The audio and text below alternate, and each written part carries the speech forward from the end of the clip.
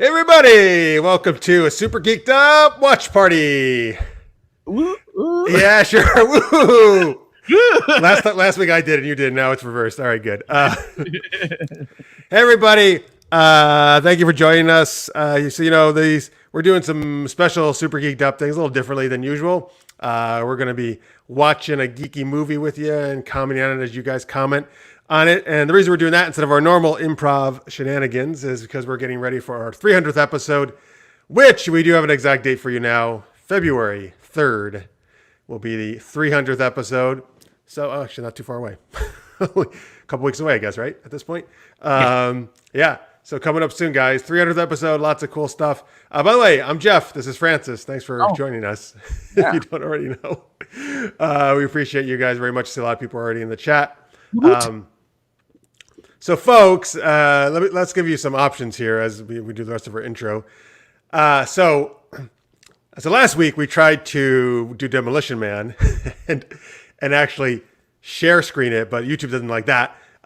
So we have to pick a movie that everybody can watch on their own platform, their TV or computer screen, while we watch it, and then we'll comment on it, but we'll all watch it together, but we won't actually show it here on screen, so we'll make YouTube happy.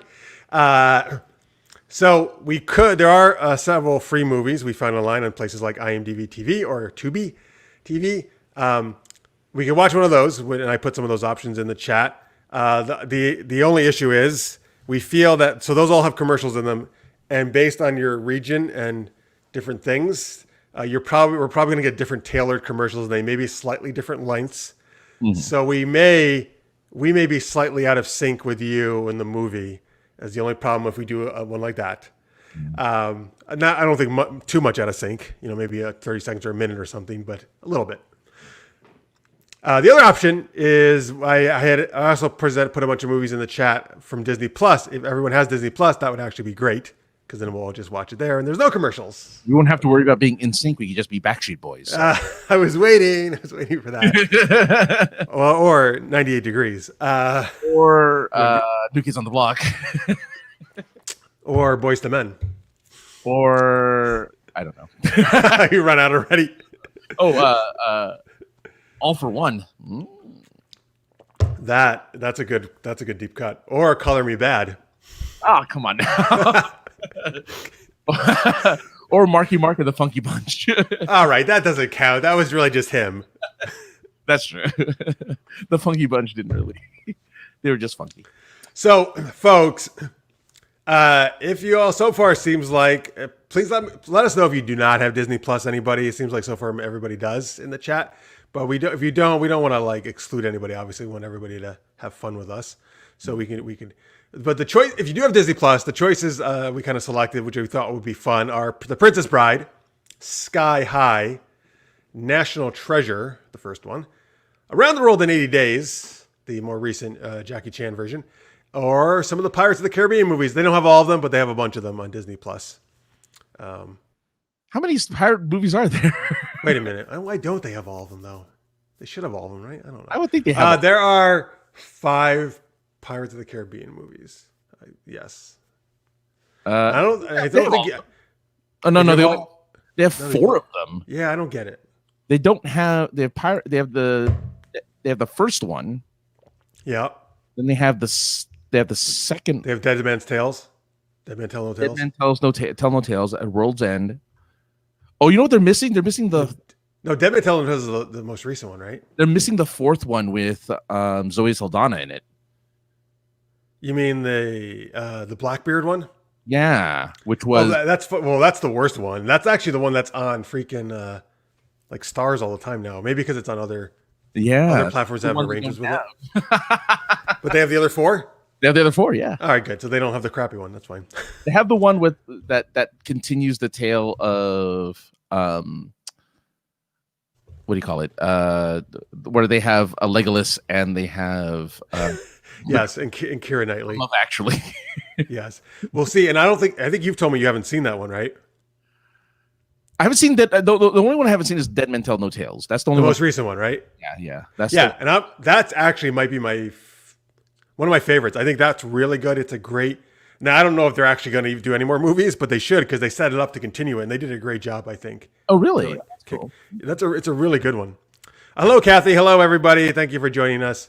What the listeners made suggestion. Hitchhiker's Guide to the Galaxy. Okay, I'm sorry. That's not one of the options on our list. I'm sorry. And also it's a rental. We can't. It has to be something everyone has easy access to, and that's either you have to rent it or own it in order to watch it. So that's yeah, Kyle. Yes, Chaz also told us about YouTube offering some free ones, but I looked at those and none of those were really, I felt great in terms of like good movies to do this for, but thank you. That is a great suggestion. Mannequin or I don't know. Oh, man. Well, I actually watched part of Mannequin 2 the other day again. The first Mannequin I love, actually. I think that's a really fun movie. Yeah, it's good. It's good. But Mannequin 2, I've never seen Mannequin 2. Is it still, what's her face? The Sex and the City girl lady? Kim Cattrall? Kim Cattrall. Wait, she's the first one. It's a totally different person. And totally different cast, not even the same guy. I was like... So the power to... Okay. Yeah, I don't. It's a totally different story. All right, and also some of the most ridiculous, stereotypical, like I don't know, villain, mobster type guys you'll ever see. The Russian, most stereotypical Russian like villains you'll ever see. I think is what they are. The first one didn't require a Russian villain. No, it did not. So, folks, okay, so sorry, we got to make a decision here, and I know we got a lot of different votes here. First off, again. Here's what I need from you guys if you're in chat. If anyone does not have Disney Plus, please let us know right now. Yes. This is going to make a total determination for us about what we do. I know, and so Jalou, of course, is suggesting we do karaoke because he loves this every time we make a sing. I don't sing that often, but he also wanted us to do the whole Demolition Man script last week, right? Which you were a huge fan of. Yeah. Oh, no Disney Plus for Jalou. Yes. Jalou, get it right now. I'm just kidding. You don't have to get it. I'm just kidding. Totally kidding. So I rented Demolition Man last week because we were trying to show it. I actually later that night wound up watching because I'm like, well, I spent the money, god damn it, and I love this movie, so I'm going to watch it again. Good. Yeah. Good. And it was just as great as I always remember. All right. And it is. Yeah. Hey, Ariella. Hello. All right, folks. I guess we're gonna do a free one, right? And if we're a little out of sync, so be it. Yeah. All right, folks. So here's your choices. We want everybody to be able to participate. So yes, because that's what we like to do here at Super Geeked Up. Where did I lose my list? So it's Masters of the Universe. I remember it. Masters of the Universe, Wayne's World, Teenage Mutant Ninja Turtles 2, Secret of the Ooze, I believe is the subtitle, right? Yeah. Or Speed. Those are your choices.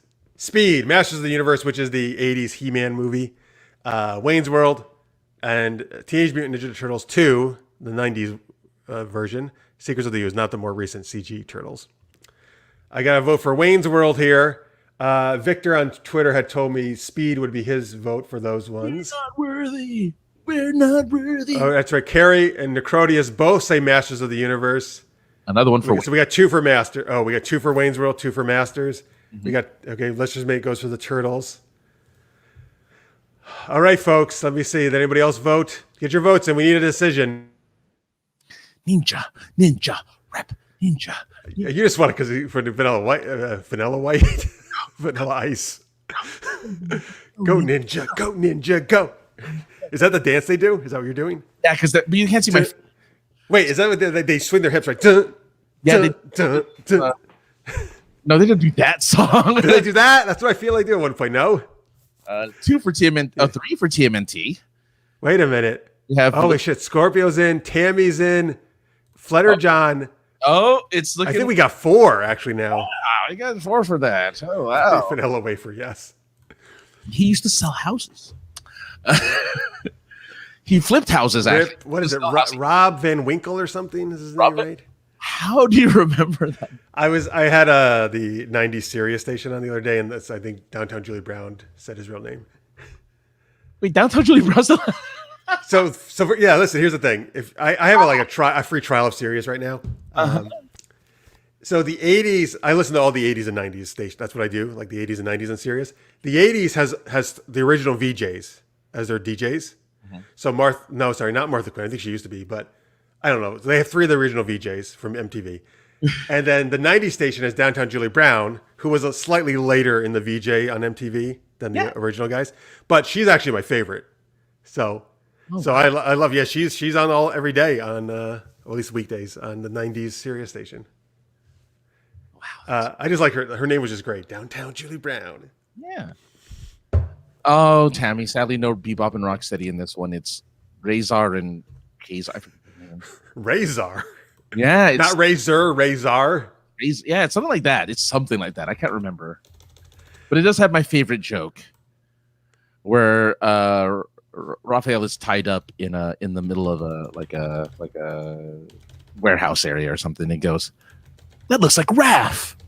And Michelangelo goes, "Yeah, a little too Raph." It's like, because it's like it's quiet. Yeah, a little too quiet. Oh, that looks like Raph. A little too Raph. It's like, yeah, I love that joke. Anyway, that's my favorite joke in the movie. All right, let's do it. Okay, wait. Maybe this is. Oh, here it is. I found it. You know what? Okay, so folks, first off, you have to go to Tubi. I'm going to put it in the chat. Tubi.tv. It's free, folks. This is totally free. All right. You can make an account, log in if you want, but you don't have to. Now, I tried to search for Teenage Mutant Ninja Turtles, and it didn't come up. I had to search for TMNT to get it to find it. Views. Yeah. Now they have number 2 and 3, folks. You wanna?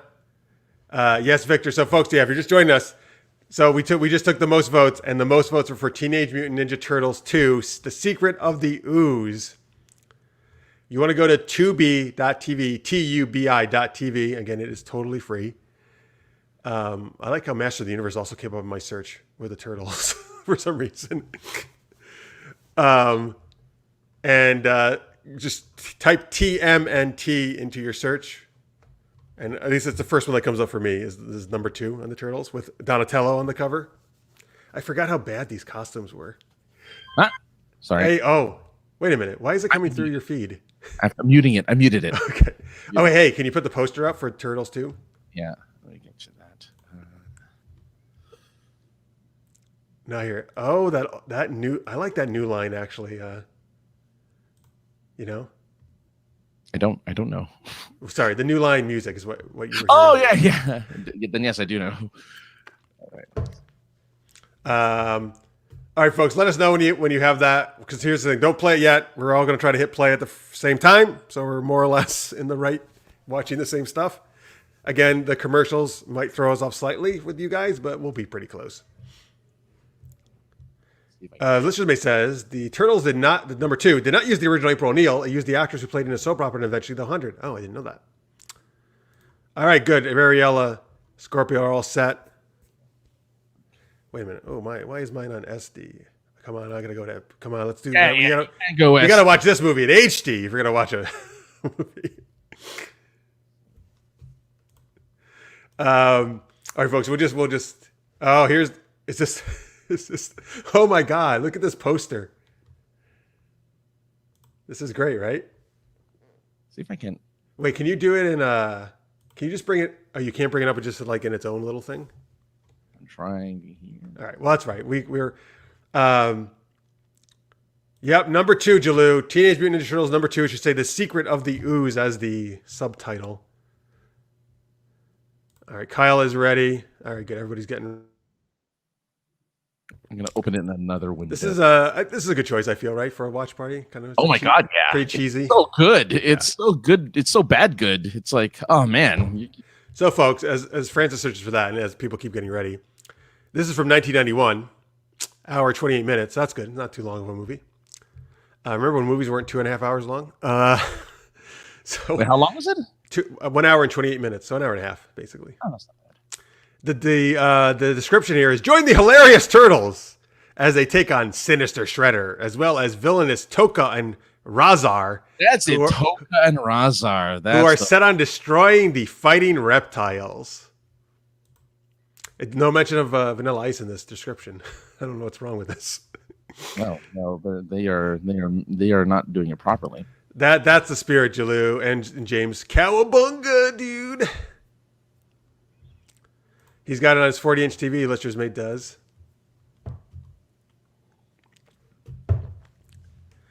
Victor says, "Is it wrong that I'm enjoying turtle soup or soap?" Victor, if you're taking a shower while you watch it with turtle soap, that would be amazing. That would be amazing. All right. This. All right, folks. So let us. By the way, have you guys? If you let us know in the chat if you've seen this movie yet, or this will be your first time. By the way, I don't think. Don't worry if you haven't seen the first one. It's not. It's fine. You're not really missing a lot of continuity. I feel, right, Francis? No. You're doing okay if if you haven't seen it. You're doing fine. Okay. All right.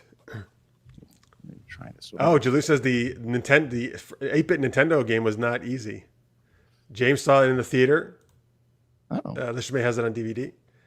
All right. I mean, don't worry too much if you can't get the poster. I got the thing up, so they can see what we're watching. I got the banner up. Yeah, because I'm like the poster. I can't get the poster up. It's just going to have like the. Well, put it up, and I'll just share it at certain times. How about that? I won't leave it up all the time. Though.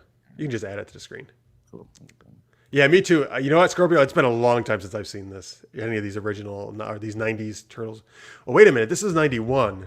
So was the original actually like '89, maybe? Or '90? Was it? Maybe it could have been '90, just a year before, I guess. Yeah.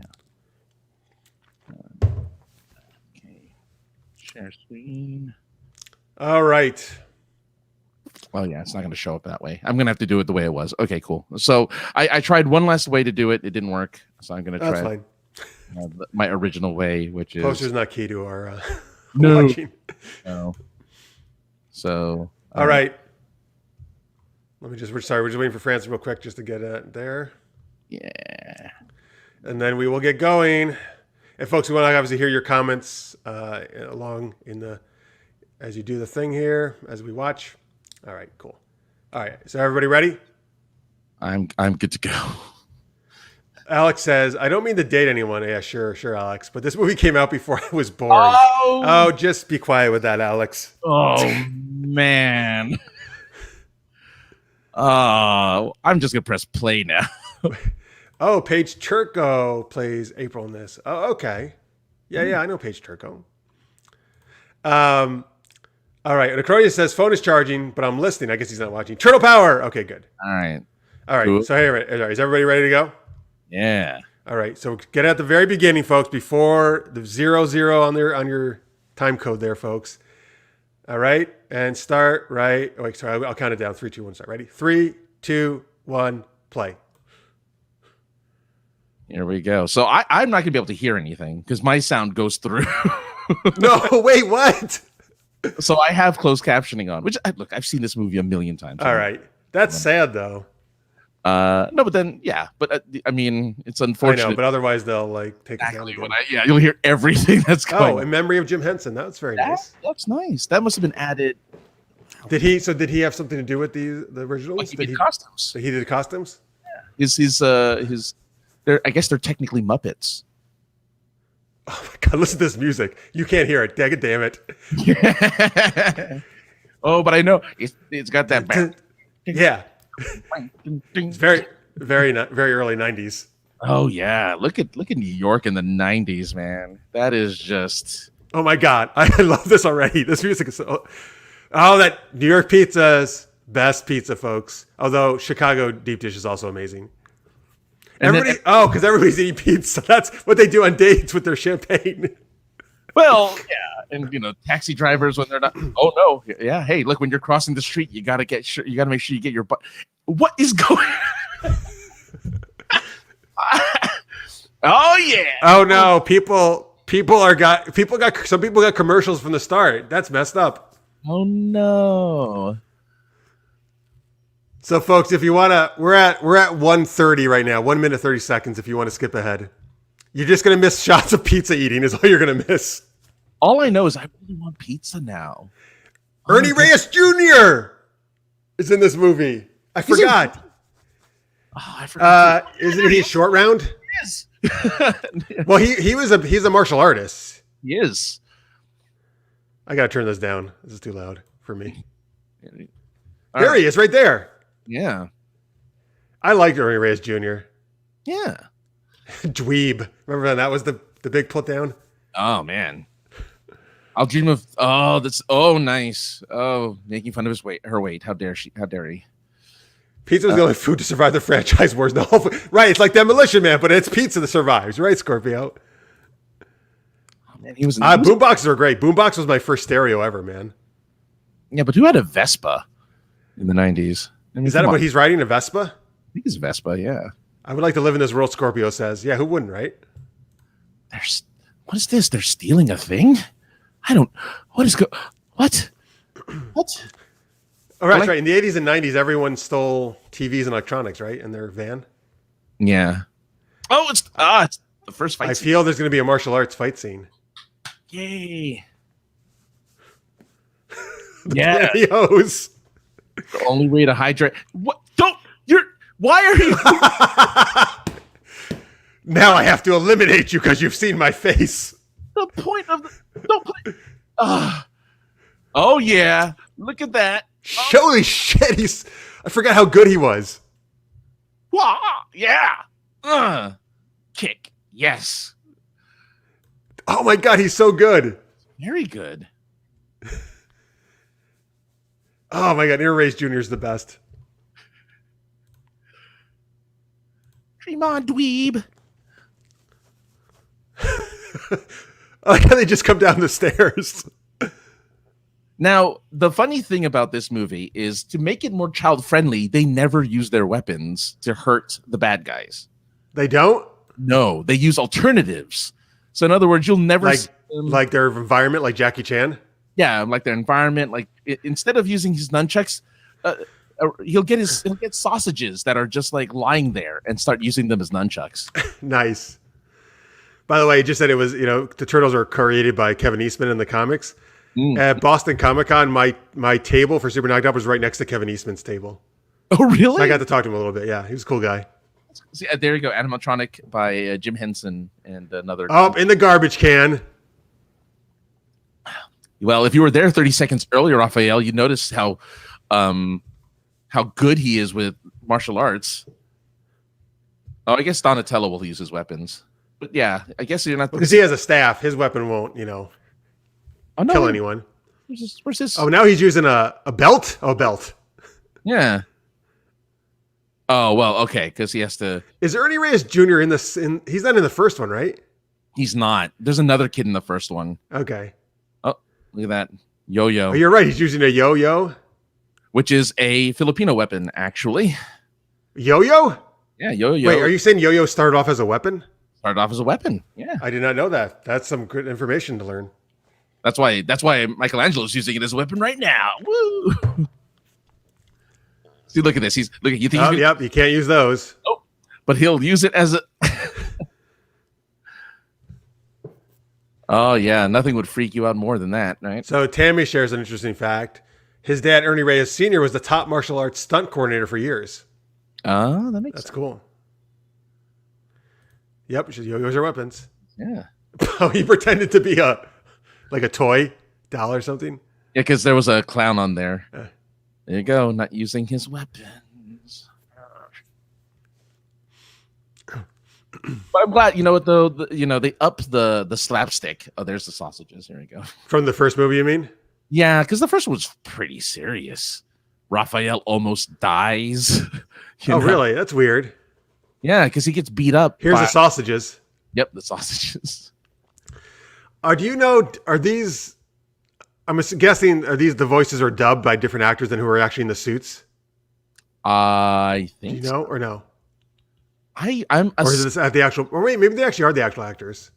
I kind of, well, no, I think know. Separate. No, they have to be. Because you would think you would have stunt people in the suits, obviously, right? And exactly. Sausages. Oh, so weak. Why are the turtles wearing masks? Victor says. So you can tell them apart. Right. Well, originally they did not. That's actually why they did it. Originally they did not have different color masks. No, yeah, they were all black masks, I think. Well, the original comic was in black and white. So yeah. I actually think the mask is a genius move, right? Because that is how everybody tells them apart. Yeah. And their weapons. Well, yeah, the weapons and the masks. And then, in the later cartoons, they They changed them all. Hey, let me give Jalou that. The time code is 7 minutes 7:10. 7 minutes 10 seconds, Jalou. Go a little ahead of that though, because you're behind us. Because he finally got to load. One of the voices was Corey Feldman. That's crazy. Did you just look up the voices? Which one? No, Lister's Mate says it. One of the voices was Corey Feldman. Oh yeah, there it is. Oh, that's crazy. Yeah, Usagi Yojimbo. Yeah, the Rabbit Samurai. Look at that, a pile of goons. Yeah, the goon. Okay. Folks, if you happen to just join us, we're watching Teenage Mutant Ninja Turtles 2, The Secret of the Ooze from 1991. We are almost about 8 minutes in. So you can go there, Tubi TV, and find it. Oh, there's April O'Neil. Who's I can't recognize her with the yellow jumpsuit. But that's different. Well, she had the kind of yellowish jumpsuit in the first one, didn't she? Are you saying she doesn't wear it in this one? I don't think so. That's a big disappointment. Well, I mean, you know what, guys, say for the more recent Turtles movies, I know people give Megan Fox a hard time, but I actually really I thought she did a really good job as I didn't April have an O'Neil. issue with her as I actually think that's maybe one of my favorite roles of hers. Well, she didn't do too many roles. I mean, she was actually not in she was actually not in movies that long, really. I don't think. I mean, I guess it's not a ton. You're right. Yeah, like she hasn't made any movies since, or No, she just had one come out last year. Oh, did she? She's like a soldier. Yeah. Oh, I haven't seen it, but she's she's the lead. Okay, so they did change April O'Neil. So this is not the original April O'Neil from the first one. That's what Lister's Made It said. Yes. Yeah, second and third. Okay. So there shouldn't be. Oh yeah, and they show up. Is he? They're living with her because she's cleaning up after them. Yeah, apparently. Who wouldn't want 4 turtles who are big slobs living with you? Well, as she said, the rat is the cleanest one. Lister's Mate says she doesn't wear the jumpsuit in this or the third one. Wow. Well, I think we've just gotten robbed. Yeah, this the whole movie loses a half star because of this. Yeah. I say 1.5 stars. Acapella. Acapella.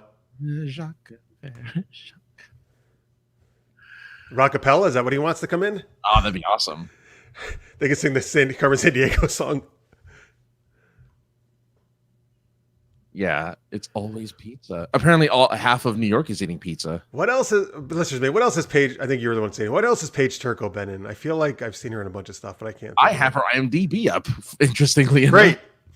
She was in Person of Interest for 4 seasons. Oh, I watched that part of that first couple seasons. She was in the show Damages for a whole season. The older stuff. Okay, so here we go. She was in Guiding Light, All My Children, Turtles 2 and 3. She was in a show called Vibrations. Okay. A movie called Vibrations, excuse me. Also a movie called The Feminine Touch. So take what you will from those. She was on NYPD Blue. She was in American Gothic. She was in Party of 5. Ooh, Party of 5. Yeah, for 2 years. Dark Tides. And then she was in a bunch of like single roles. Okay, all right. That's good. Thanks. But yeah, she wasn't in a much. She wasn't in much. Tammy says, by the way, Judith Hogue was April in the first movie. Okay. And Necrodia says, it's all about the yellow jumpsuit. Surprised Jeff and Francis didn't wear one for this. We should have. We should. That's what we should do in the next like costume onesie episode, wear April O'Neil jumpsuits. You know they have that. Yeah, yeah. I would wear it. Yeah. I love reminiscing to the first movie. Oh, here's Splinter. I love his voice. It's very raspy. Even though I can't hear it. Actually, Splinter looks pretty damn good. The costume. Oh yeah, for non-CGI. But mind you, again, this is Jim Henson. You know. Yeah, actually, the costumes actually look a lot better than I thought. Going back, I thought they were going to look. You know. Mm-hmm. Oh yeah, look at that. Yeah. Oh my god, I want pizza so bad now, though, man, because it's like every fucking shot is pizza. I'm like this close from ordering pizza. This is not a joke. It's too late where I am in the East Coast. Yeah, it's only 8:30 here, so I'm like, oh, I could totally Curse you back on the West Coast. I could totally buy some pizza right now. I'm like so excited. I'm like, oh, I should get. Damn it! I should. Why did we pick this movie? The thing is, there's no. I want a New York style cheese pizza. Like, I don't want anything else but a cheese pizza. Oh well, dude, I like right not too far from my place is one of the best New York style places I've ever had. But you're actually there, though. What? Yeah, It's well, not- yeah. Here it's New York style. There it's just called pizza. Yeah, right. It's exactly. Brian Tochi is the voice of Leonardo. Who's Brian Tochi, Tammy? I feel like I should know who Brian Tochi is. Oh, she had pizza 30 minutes ago. Tammy, I hope it was good. Mm. You know what? I'm surprised they didn't actually get like a actual pizza play, like Pizza Hut, Domino's, like this huge product placement, like tremendous, right? I think they did during the time, but they didn't do it in movie. I think they advertised for Pizza Hut. Okay. But I mean, talk about like your perfect product placement opportunity. So Brian Tochi is in Revenge of the Nerds. He's the Asian guy from Revenge of the Nerds. He's the he's in let's see. He was in Hawaii Five-0. He was in the remake. No, the original. The original from Hawaii. Okay. Oh God, I need to watch this movie. This TV show called The Amazing Chan and the Chan Clan. Wait, my chiropractor keeps telling me to watch the Chan Clan. It was an animated show from the 70s. Yeah, 1972 animated TV. She says kind of like a little Scooby-Doo-ish, but it was like a all Asian family solving mysteries or something. Or that's exactly it. Yeah. He's in that. He's in that. He's the voice of one of the. By the way, I have a commercial. Do you have a commercial? I do not have. Well, here's the thing.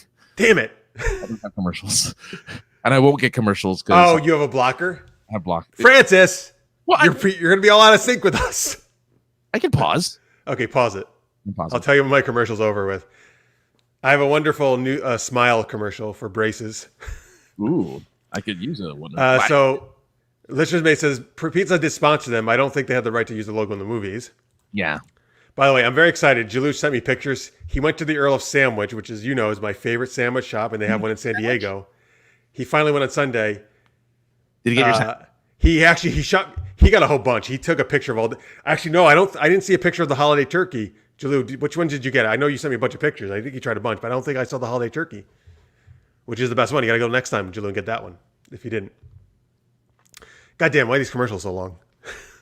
Yeah, Well, no, you know what? It's totally fine. It's free. 100% we'll take these commercials. Exactly. It's not that long at all, actually. One of us has to pay for them. Uh-oh, Victor's doing what you're doing. He's blocking ads. You're not. No, Victor, you're not. By the way, Scorpio says in his commercials they're even eating pizza. That's great. Oh my goodness. Holiday turkey was the last time. Oh, okay. Good job, Jalu. So by Jalu, I don't know if you ever told it. Did you enjoy the sandwiches? I don't know if I ever found that out. I hope so, since you got a whole bunch of them. And by the way, can you also mail me some holiday turkey sandwiches? Well, this is a long commercial. It still hasn't. It's still going on. Yes, the foot.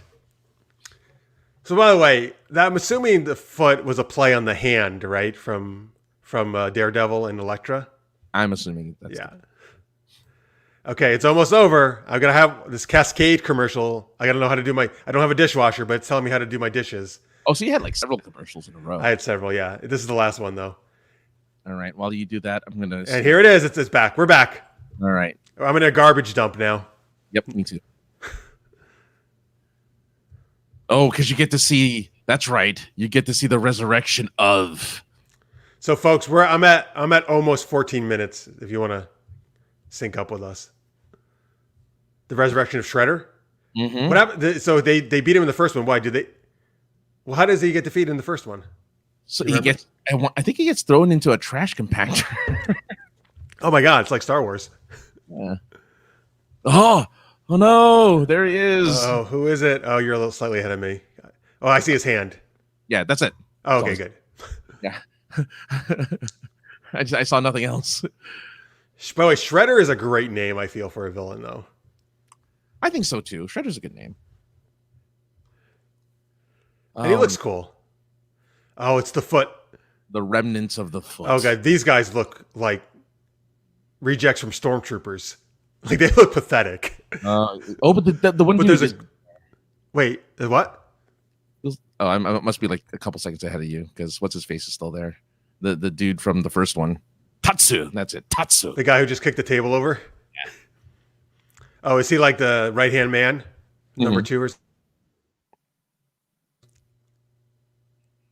Oh, so Alex says in the first one he's knocked off the roof into a garbage truck. Oh, the garbage truck like compacts. Yeah. Oh yeah. Mr. Shredder. And compacted by Casey Jones, who is not in this movie. Oh, he's in the first one and not in this one? I don't think he's in the third one either. Interesting. Yes, the first thing we must do is sharpen my helmet. Not make sure my crushed face is okay. Well, yeah, man. The helmet is everything to Shredder. Oh, we never see his face, do we? You do in the first one. But before he becomes the Shredder, I believe, when so that's the new jumpsuit. It's the blue. It's not a blue jumpsuit. Is that even blue coat? That's terrible. Yeah. Gross. Change immediately, April. Seriously, that sucks. This says TGRI in the back of their things. What does it stand for? Oh, I think they explained. Totally groovy retro initiative.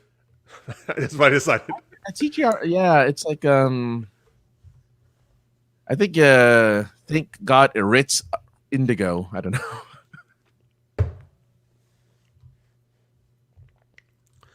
I am on 16:30, 16 minutes 30 seconds, listeners, mate.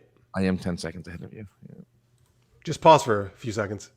Yeah, I'm at 16:34 now. 35, 36, 37. Oh, now they're eating popcorn. Something besides pizza. Not right. But popcorn's pretty awesome. Although I also just ran out of popcorn the other day. God damn it. I can't have any food that's in this movie. Look, they have tons of snacks. April really, like, again, they don't make money. She's really cool, man. April's really cool. This is all off of April's dime. Oh, I love this. The crunching. By the way, they must have really high metabolisms, right? Because they never gain weight. All this junk food. Well, they're turtles. But turtles generally don't eat this food, right? No. And technically, they age slowly. So maybe they're not actually teenagers. They're like 60 years old, but they just look like teenagers. No, they have to be. They're teenagers, man. Oh, no, turtles. No, I'm thinking of tortoises, not turtles. Sorry.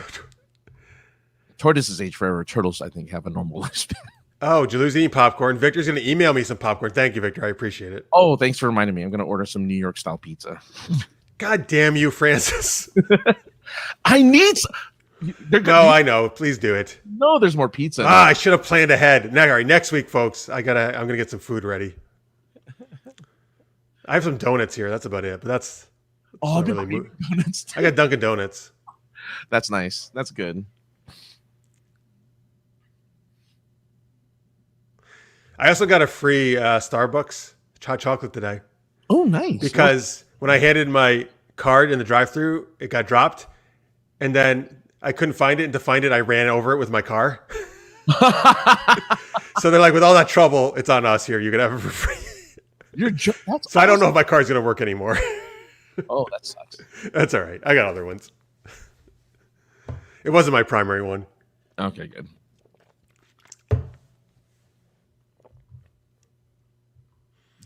Who's this guy who's sneaking into the caution area?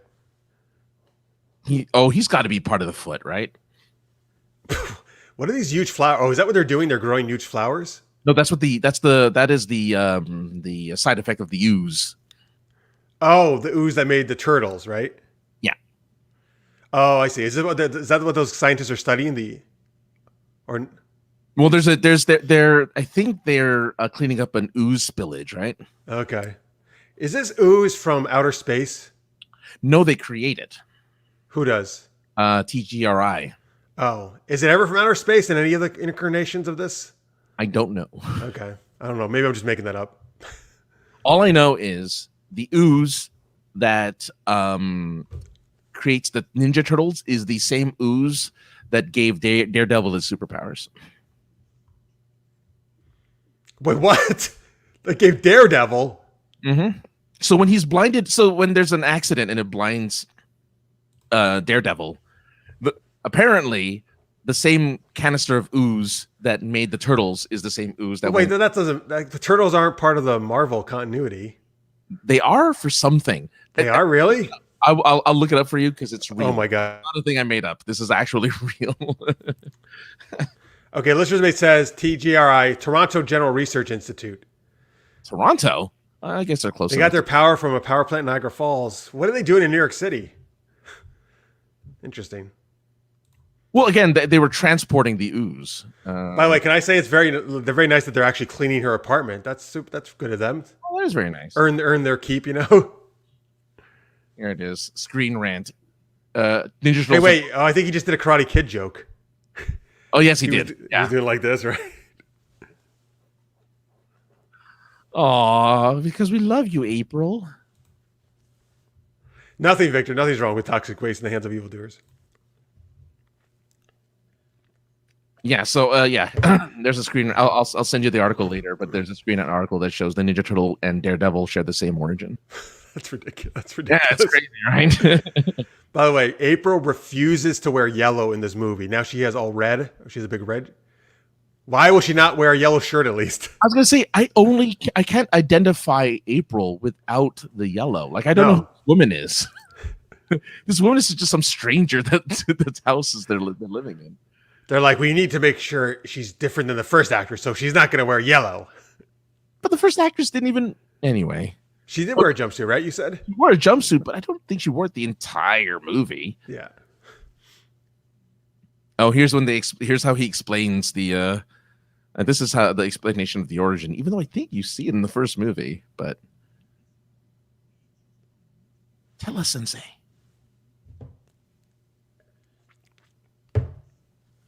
Oh man, there it is. This Splinter actor is really good. Yeah, he's great. You got the page up still? The IMDb page? Yes. Oh, for the Ninja Turtles, yeah. For Splinter, who's Splinter? Okay, let me get you right there. Hold on a second.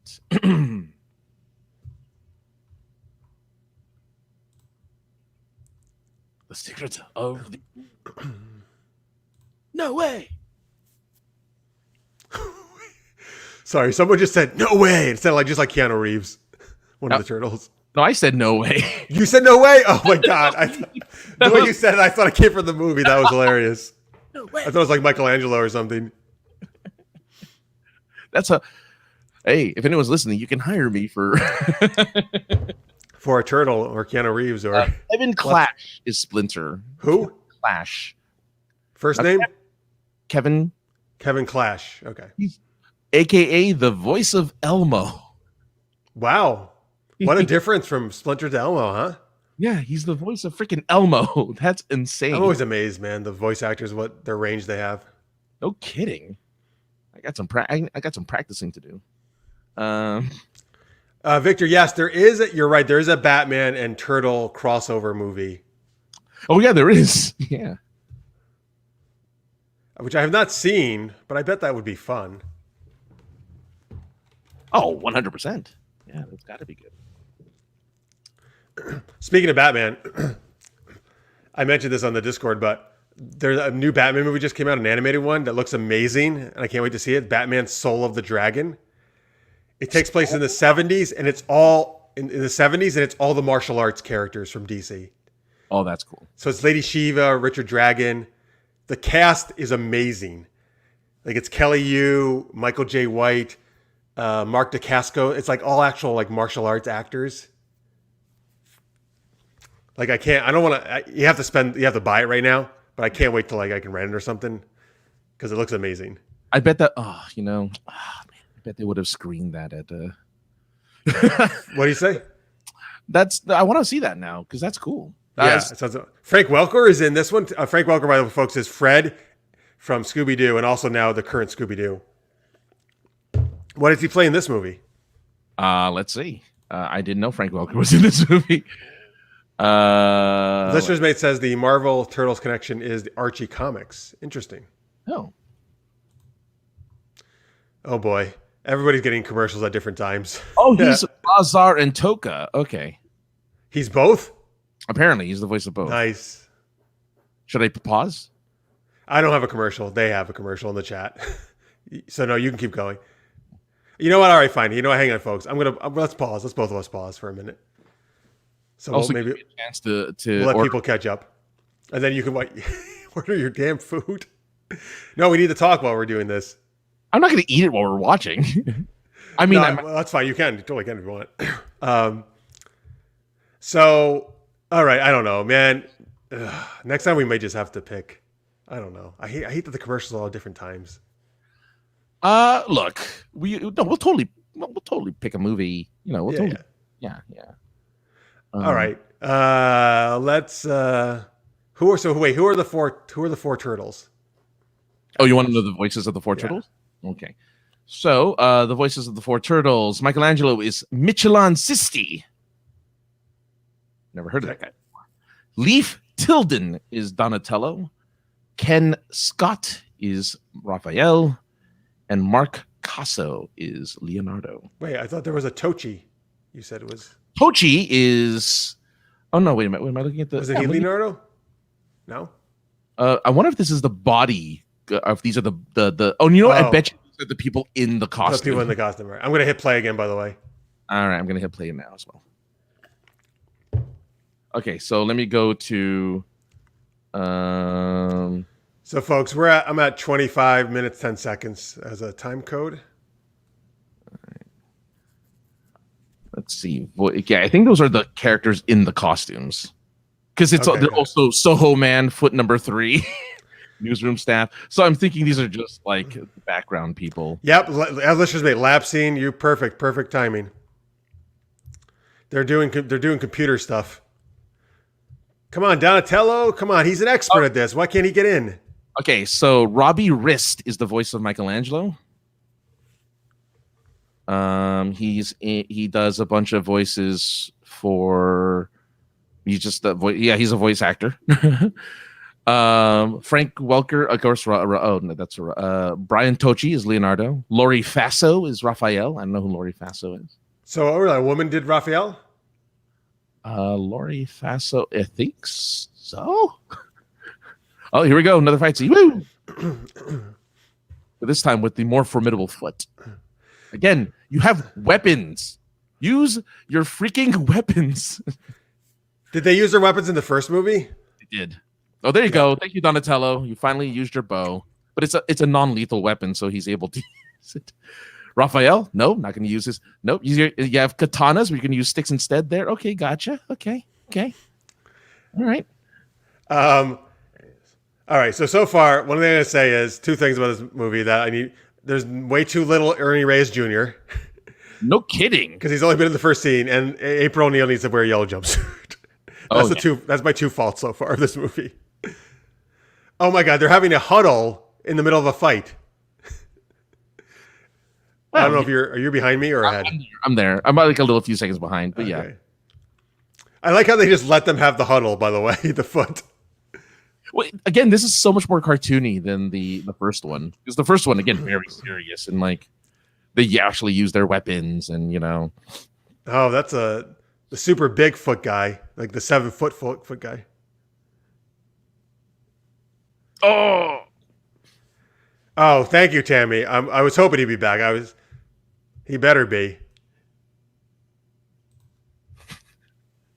Yes, that's exactly what happens. Yes. I'm going to show you the thing I'm going to use. He also says, ninja, vanish. He tells you what they're going to do. Well, that's why you have ninja rap. Then you have ninja vanish.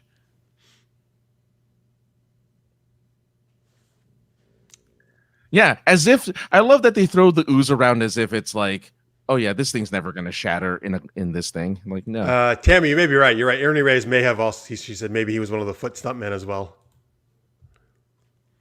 Oh, they've captured the scientist who likes to wear bow ties. Apparently, bow ties are cool. TGRI. Oh, isn't it? Yes. It's like TGIF. Almost.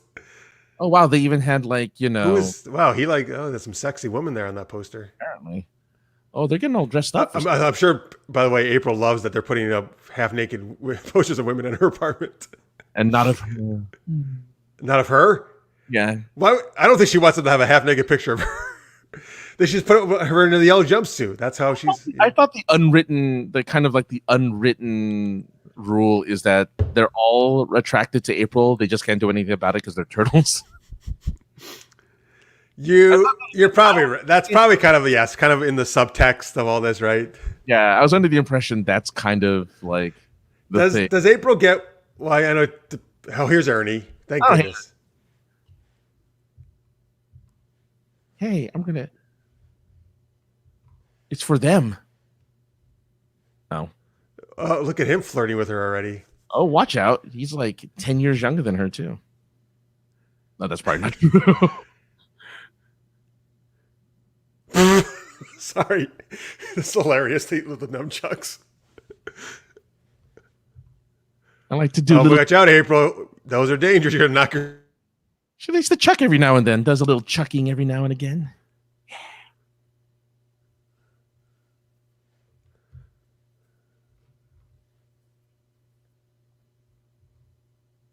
Oh yeah, look at that inconsistency. I wish someone would show up in my apartment with a pizza right now that was in the wrong spot, and I would take it.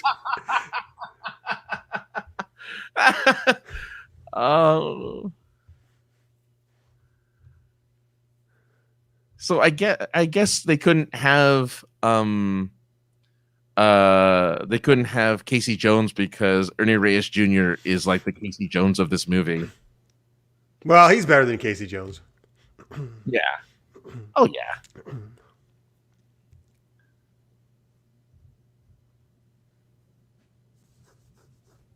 Oh, now Splinter's telling the story to Ernie. Yeah. I don't know what Ernie's character's name is, so I'm just gonna call him Ernie. I can tell you what his name is. Sure. Okay, his name is Kino. Kino? That's Kino. cool. Yeah.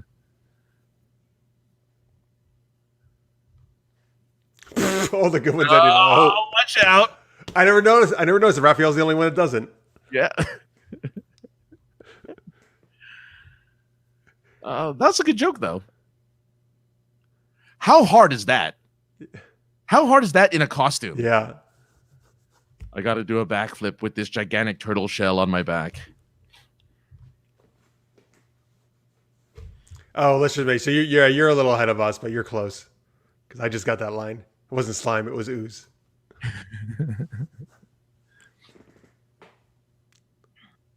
I thought he said they're called the butt instead of the foot.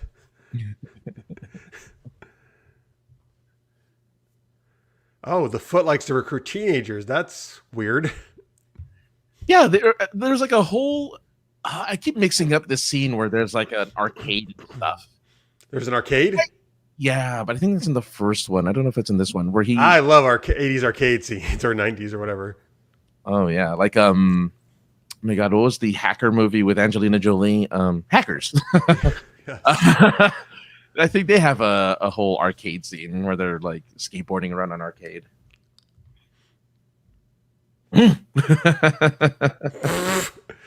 Oh, Mikey.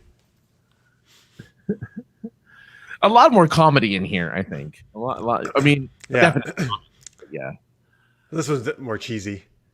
Yeah. So, folks, you just joined us. We're watching Teenage Mutant Ninja Turtles 2, Secret of the Ooze from 1991. We are 32 minutes and 30 seconds into it. If you want to go to tubi.tv, you can get it for free. Or just search Tubi TV. And then search TMNT. By the way, I see you, Victor and Tammy, with your doctor references. Just wanted to give you the thumbs up. That's all. Wanted to let you know I see it. Oh, I see. I missed them. There they are. Which is that the 10th? 11th Doctor wears bow ties. Oh, Matt Smith? Matt Smith, yeah. Yeah. And that's his line. Bow ties are cool. That's his she says the arcade scene is in Step. Oh, she likes arcade scene in Step Up 3. I have not seen that step. I've seen some of the Step Ups. I don't think I've seen that one. I miss those weird dance movies that they had for like, the mid 2000s. Oh, okay, wait. Pause it. I have a commercial. All right. What's funny is because my screen went blank and went back on again as if there was a commercial. So I'm guessing that's the place with the commercial. You like the movies that had weird dance scenes? No. I like the movies where they like for like good 3 or 4 years they had like all dance movies, like you know, um, like the Step Up movies and like Stomp the Yard and like all these movies where Yes, you're right. it was all dance competitions and You Got Served, which is like my favorite title. Is that a dance movie? It's a dance movie. Wait, I know why you like it, because that's what you do, right? What? In your job, you serve people. Oh yeah. I mean, yes. So do you do a dance when you do it? Yes, I do the. Got served. Good. I gotta do like the wave. Oh, Tammy's in the same commercial schedule as me. Okay, good. Okay, there you go. Honey. Oh, Honey, the movie. Yes, Matt. Oh, yeah, Matt. Since you just joined us, Matt, thank you so much for watching. We are watching Teenage Mutant Ninja Turtles 2, The Secret of the Ooze. Oh, my commercial's over. Sorry, you can hit play. I'll hit play. And here, I'm going to give it to you and also to Matt.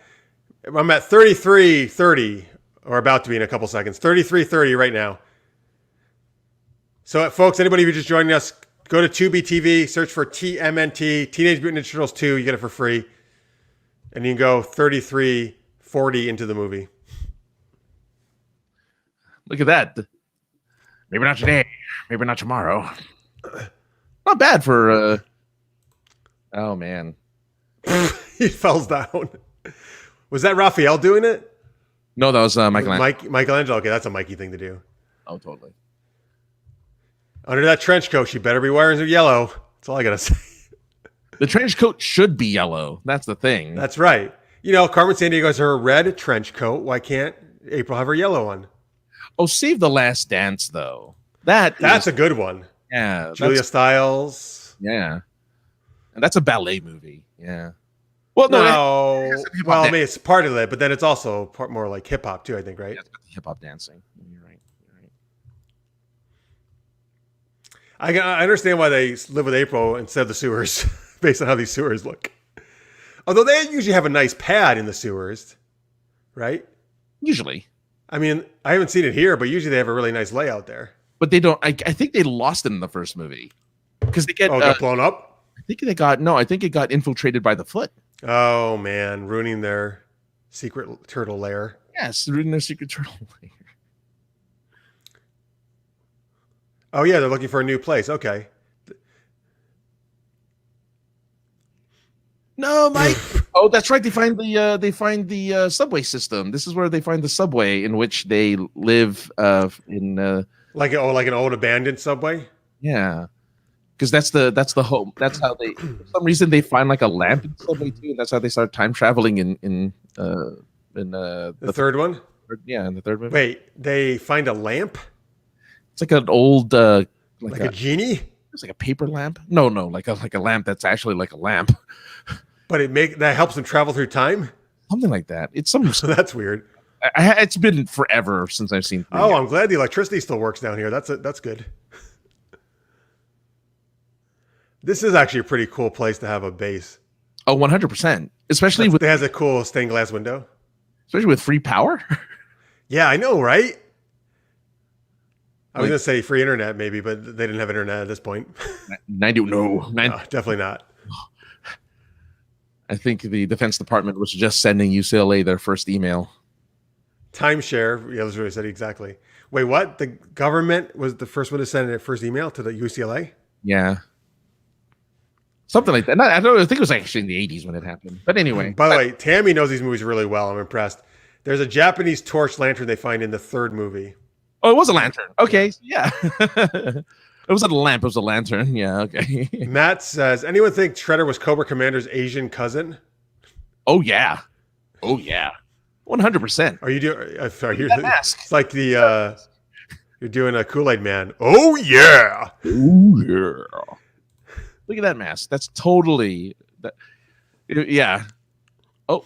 Well, that's way more elaborate than Cobra Commander, though. Right, with just the of the mirror.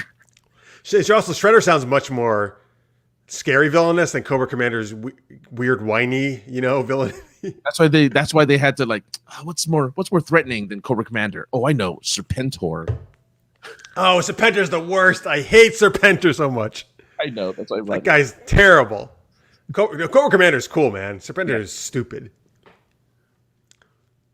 And No say, yellow. this I command. All right, shut up. No yellow. In brown and beige. They're killing me, man.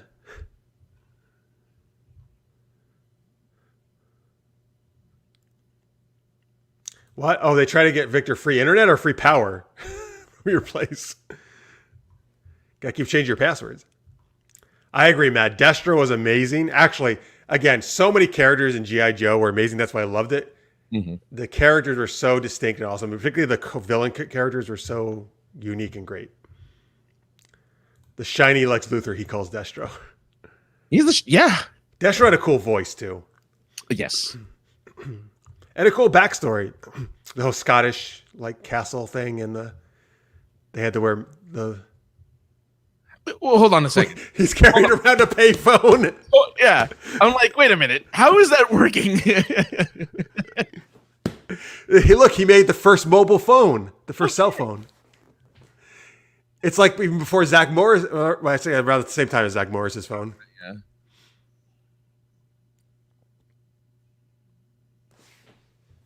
Oh, yeah. Well, Raphael is always doing his own thing. By the way, Tammy says her mom won a prize in a costume for her Shredder costume in the early 90s. That's awesome. Oh, that's really cool. Wow. Let's just, man, I'm not, maybe you're ahead of us. I'm not sure who you're talking about. The guy who plays Jamie. I know who Jamie is in the Progressive commercials. See, look at that. No, there's no way. There's no way. He'd be like a little kid. Michelangelo's all over April O'Neil. Oh, because he's trying to talk on the phone? He was all kissy on the phone. Oh, yeah. I feel Mikey has the most hots for her, right?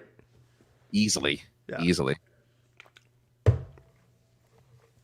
Okay, folks. So we got to ask this question. Well, who's your favorite turtle? I always like hearing that. You know what? I go between Michelangelo and Donatello. I love both of them a lot. I guess probably Michelangelo if I really had to choose one. Mm. But who's yours? Venus. Stop telling. Is that the female turtle? Female turtle. Where did she debut? Unfortunately, she doesn't debut until September 1997 in the live action show Ninja Turtles: The Next Mutation. A live action TV show? Mm-hmm. Oh, is she really your favorite, or are you being weird? No, she's. I mean, cool. it's totally fine if she is. I just don't remember her much. No, she was cool. I mean, but if out of the four main ones, who's your favorite? I think. I've always had a soft spot for Donatello because he's the nerd. For who? Donatello. Oh, okay. Oh yeah. Donatello's the nerd. I love Donatello. By the way, so that's Razar and whatever the fuck guy's name is. And Quasar. No, Razar and Toka. Razar. Toka and Razar, right?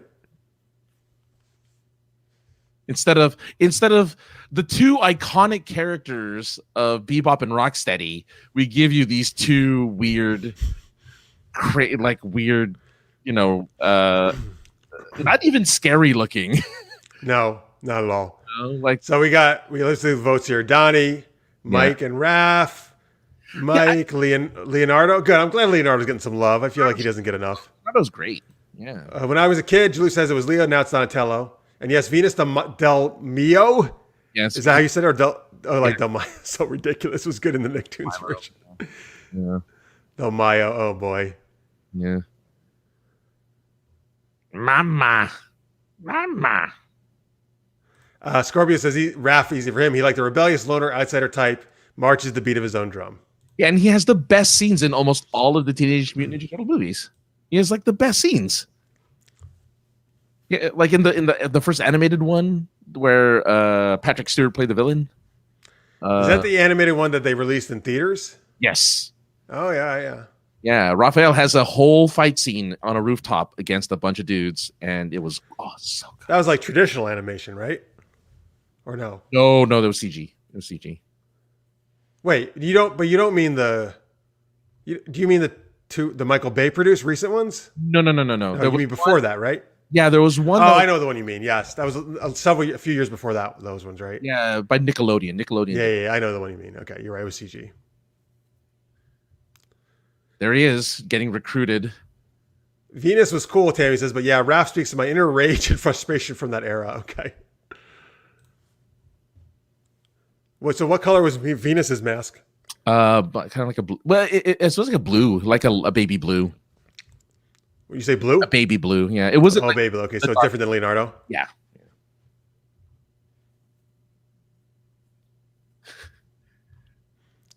Does everyone forget Kino? Does everyone forget Kino? Yeah, I guess the older guy, the recruiter, is not the teenager, but the rest are. Yeah. I mean, look at the kid in the middle. That looks like a kid. What do they have in a fight? Yeah, they got to show how good they are. Oh, look at this gymnastics he's doing, man.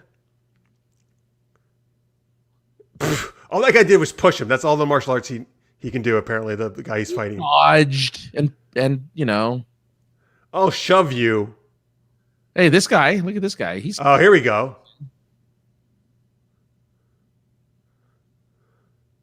Oh man, Ernie Reyes is taking, or Kino, right? Kino is taking them all down. No, it's he was really good. I'm amazed he didn't do. He never had a solo movie, did he? Like where he was the lead? Yeah. I don't know if he did. That's a shame. Oh. All right, Raphael, do your thing.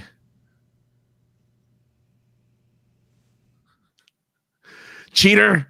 Cheater! Oh, Raphael comes in and does it? Yeah.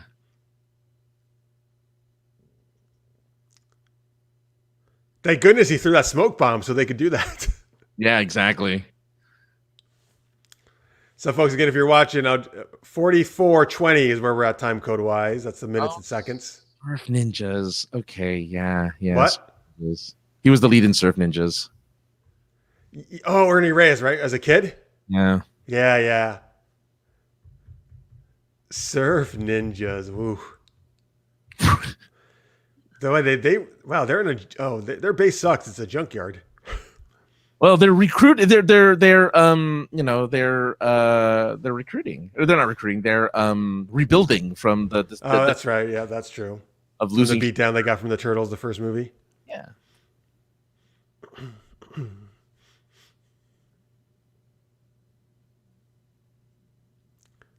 He's like, oh no, it can't be. He can't be back. But yes, Tammy, by the way, is a fan of Surf Ninjas. She said we got to watch it.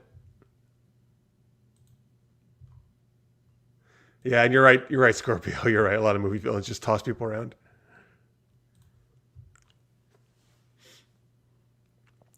This number 2 guy kind of just grunts a lot to Shredder.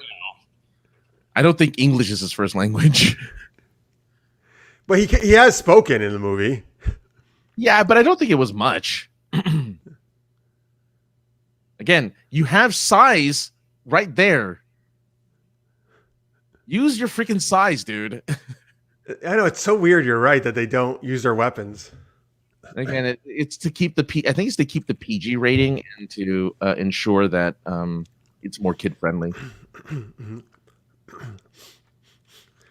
By the way, Ernie Reyes Jr. was undercover for about 2 minutes before he got found out. Well, Raphael was never, level-headed enough. Uh-oh.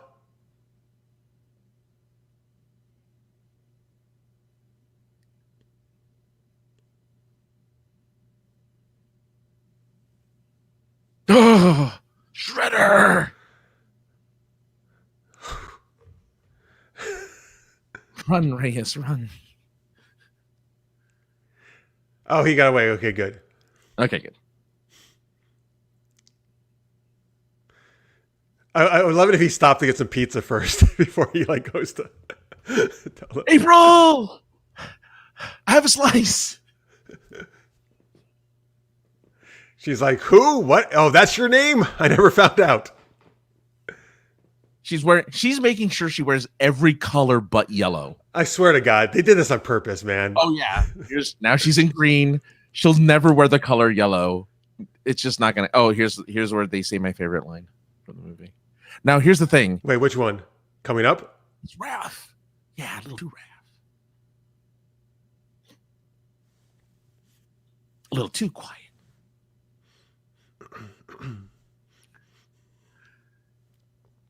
It just took me off guard the first time I saw it. I remember just laughing for like half an hour. Oh, sorry, listeners, mate. We're at 47:45 time code. Yep. Donatello, the only one allowed to use his weapon.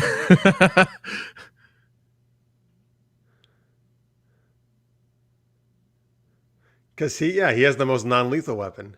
He does. Well, so does Mikey. No, actually, the nunchucks actually generate enough force to crush. But they don't actually have to show that though. Like he wouldn't have to generate that much force. But though they're a super dangerous weapon. Oh yeah, 100%. Oh yeah. That looks like Raph. Yeah, a little too Raph. I love how they're just running and hiding behind things and like. Oh my goodness! And you know what happens in this action sequence? What? Once they fight Toka and Razor, they somehow find their way to a club. Oh my god! Good. By the way, hey, this is just like how in Return of the Jedi the Ewoks capture them in this net. Yeah. Hopefully they'll reach for a lightsaber. Oh no, it's not for a while. Oh dang nabbit, it's not for a while. Yeah, that's more near the end, right? Towards the end. Yeah, it is more near the end. I know you can't wait for the. Look, I have my volume off. That's the one time I'm going to put it on really low so I can hear it because I need to hear it. That's right. It's a trap. It's a trap. It's a trap. Yeah, I guess you're right, Scorpio. That he is kind of, I guess, resourceful. Shredder likes the purple, man. Look at him rocking that. Yeah, some people are loyal to their colors. Yeah, exactly. Because oh my god, he just said, "I'm going to drop a line to Ralph Nader." What a reference that is of the '90s. Wow, no kidding.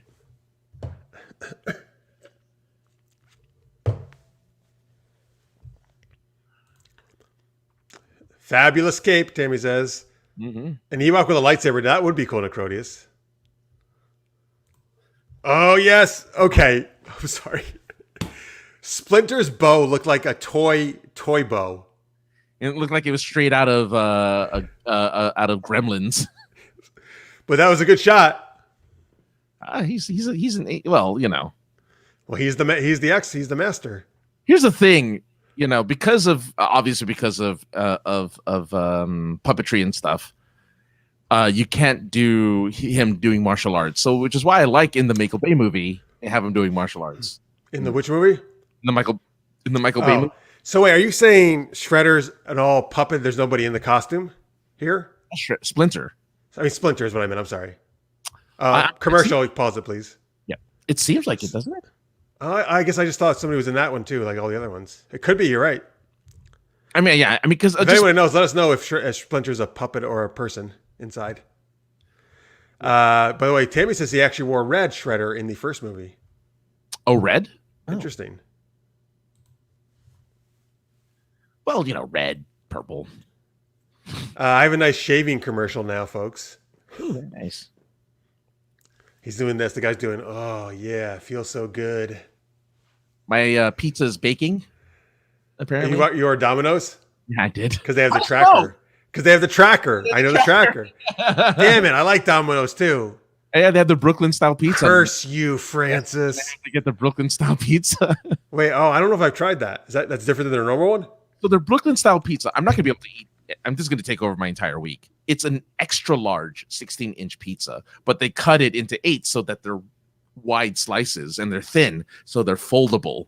So I'm going to have, hopefully, because I got extra cheese, so it does the cheese thing. Hopefully, it will look like from the movie.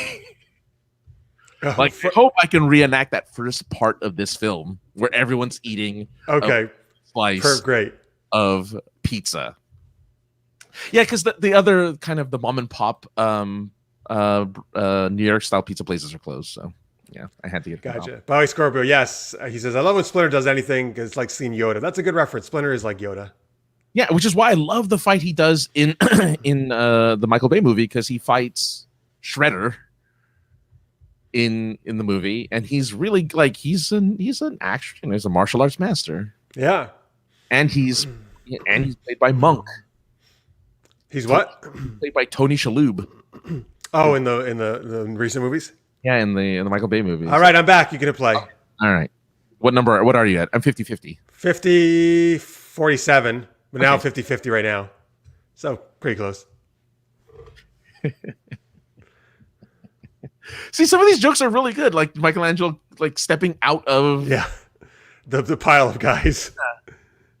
Like, I like that. That's a good joke.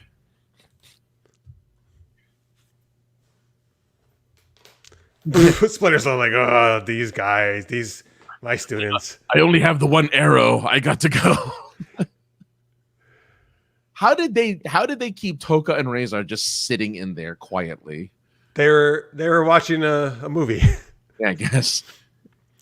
What, he has a shield, the one. Yeah. Okay, what are they supposed to be? Like, one's a turtle, like a I don't know what kind of turtle. Okay, yes. And the other one's like a wolf, I think.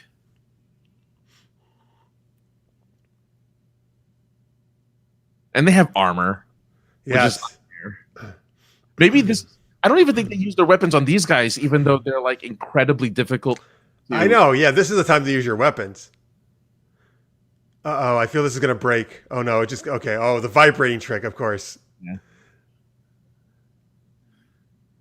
Again, they're allowed to have quips.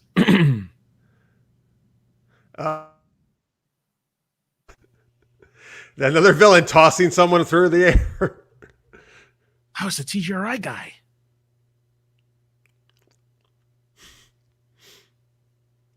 That's exactly what he said. Oh, a husky. Oh, a husky and a snapping turtle. Okay, thank you, Tammy. Oh, that explains the little tip of his teeth. So Shredder made these two with the ooze? Yes. Oh, turtle bowling. It's like the Turtle Olympics. It's just their top. Oh, the Turtle Olympics. Is that what you said? What'd you find, Mikey? I would watch those. I would too.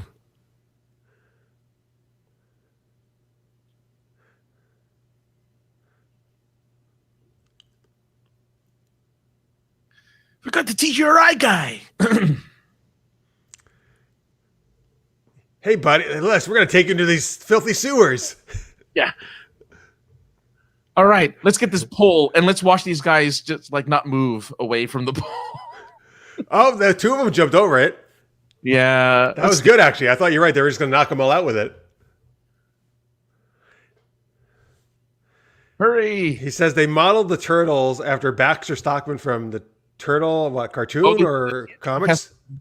Yeah, so Baxter Stockman is from the cartoon and the comics. He creates the little mouser robots, which is a thing, and he turns into a fly. Baxter the professor does? Yeah, he eventually not in this movie, but in like the cartoon. Like the fly, like Jeff Goldblum, or a little fly? No, like Jeff Goldblum, like a full on. Oh, and then he becomes bad? Yeah, an evil fly. Here, Scorpio just said, I want to see him turn into a fly. Yeah. Oh, is he going to tickle him? Yeah. Yep, he's stuck. Of course he is. Shredder, you were there. You've kicked the turtles' asses before. Just do it again. But he has to have all his henchmen fail a bunch of times, and then he'll finally step in. Oh, quality check now. I'm getting a quality check. Quality check, what? My pizza's getting a quality check. Oh, okay. Scorpio says he was the coolest damn toy as a fly. All right, nice. He was. He had like really big eyes, and it was great. Oh, that's right. The professor doesn't know about these turtles. He's just meeting them. Yeah. Oh, actually, he knows everything. Okay, never mind. He just explained it.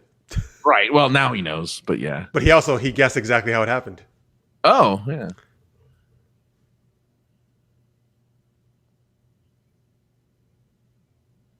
Look at all this. I just want them to mention the free power they're getting just once. Just mention it once. That you're getting like at least hundreds of dollars worth of free power. But it's New York City, right? So much power is used. They're like, and they'll never notice. They'll never It's a know. little extra. Yeah, it's like who's gonna notice this abandoned rail, subway? Okay, I'm sorry. Splinter really needs a new robe. It's holes all in it, like moth. It's a moth-ridden robe. Can't the guys just finally buy him a new robe for a present? They don't wear clothing except for the bandanas. No, Splinter always wears a robe, though. Yeah, he always wears a robe. I'm saying, they could at least pitch in for giving him a new robe for their sensei. Yeah. Except they have no money. No, they do. They bought snacks. I thought April got all the snacks you were saying. Well, yeah, in the apartment they did, but down here they bought their own snacks. Oh, okay. They had like chips and stuff. I like how he's like, mutagenic properties. Well, how else are you going to know he's a genius professor? Right. Unless he motions like this. If he doesn't gesticulate, you don't know. And he has an accent. That's true. And a bow tie. Well, the bow tie is important. That's right. Tammy says you have to give your team a chance to succeed before you step in and show them how to do it. All right.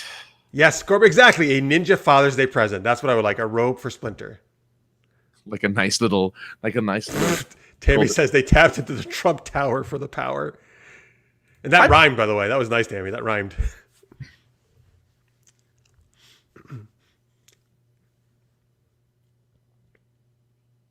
Oh, right. Oh, right. What? They would have a place to sleep. Look at that. Look how nicely they've cleaned up this place. It is really nice. I would go there. It's super nice. Victor says he borrowed one of April's robes and she did not want it back. Oh, Splinter, you mean? Okay. It's yellowish. But you're right. Oh my God. Imagine Splinter had a yellow robe and it was like April's. Oh, man. Aw. You guys are special. Don't worry, Donnie. You guys, I mean, it could have, it could have fallen on anyone. Now, is it the turtles? I mean, they were regular turtles at first before the ooze hit them, right? Yes. But are they literally actually supposed to be like sibling turtles? No. They are, right? No, they're not. I mean, they're just random turtles. Why are they all together then? Turtles, I want to say, but if they're young turtles, which are supposed to be, would they actually have been probably sibling turtles in real life? I guess so. Come from the same turtle mom, however it works, or eggs. Do they lay eggs? I don't even know how it works. I guess it's assumed that. How do turtles reproduce, folks? I don't know. Yeah, it's eggs. Because they're supposed to be. They're brothers, right? They're all brothers. Yeah, because in the origin, when they show you in the beginning of the first movie, the 4 turtles are already in the sewer, all 4 of them, and then the ooze drops on them, and they drop. Well, they're just like walking along the sewer, right? Crawling along. Yeah. And then Splinter just happens to be there. Wait, because there's a rat there too, right? And it covers all 5 of them, right? Right. But the story is that Splinter was Shredder's pet rat. Oh, but he escaped or something? Yeah. And so... Oh, so Splinter has a history with Shredder. Yeah. Why are these guys taking down telephone poles? To entice the turtles to come out. Oh, okay. Oh, that guy's car or person's car. Come out and play. That's what they're doing. Oh my God, that Snappy Turtle's voice is not scary at all. It's so... No, it's dumb. All of their voices are dumb. Frank Welker. I like these 2 people. Oh, they're knocking down telephone poles. Let's just stand around here and watch it. Oh, it's fine. Let's just get in the taxi. We don't need to call the cops or anything. These weird mutant creatures are normal for New York. Look at this. So weird.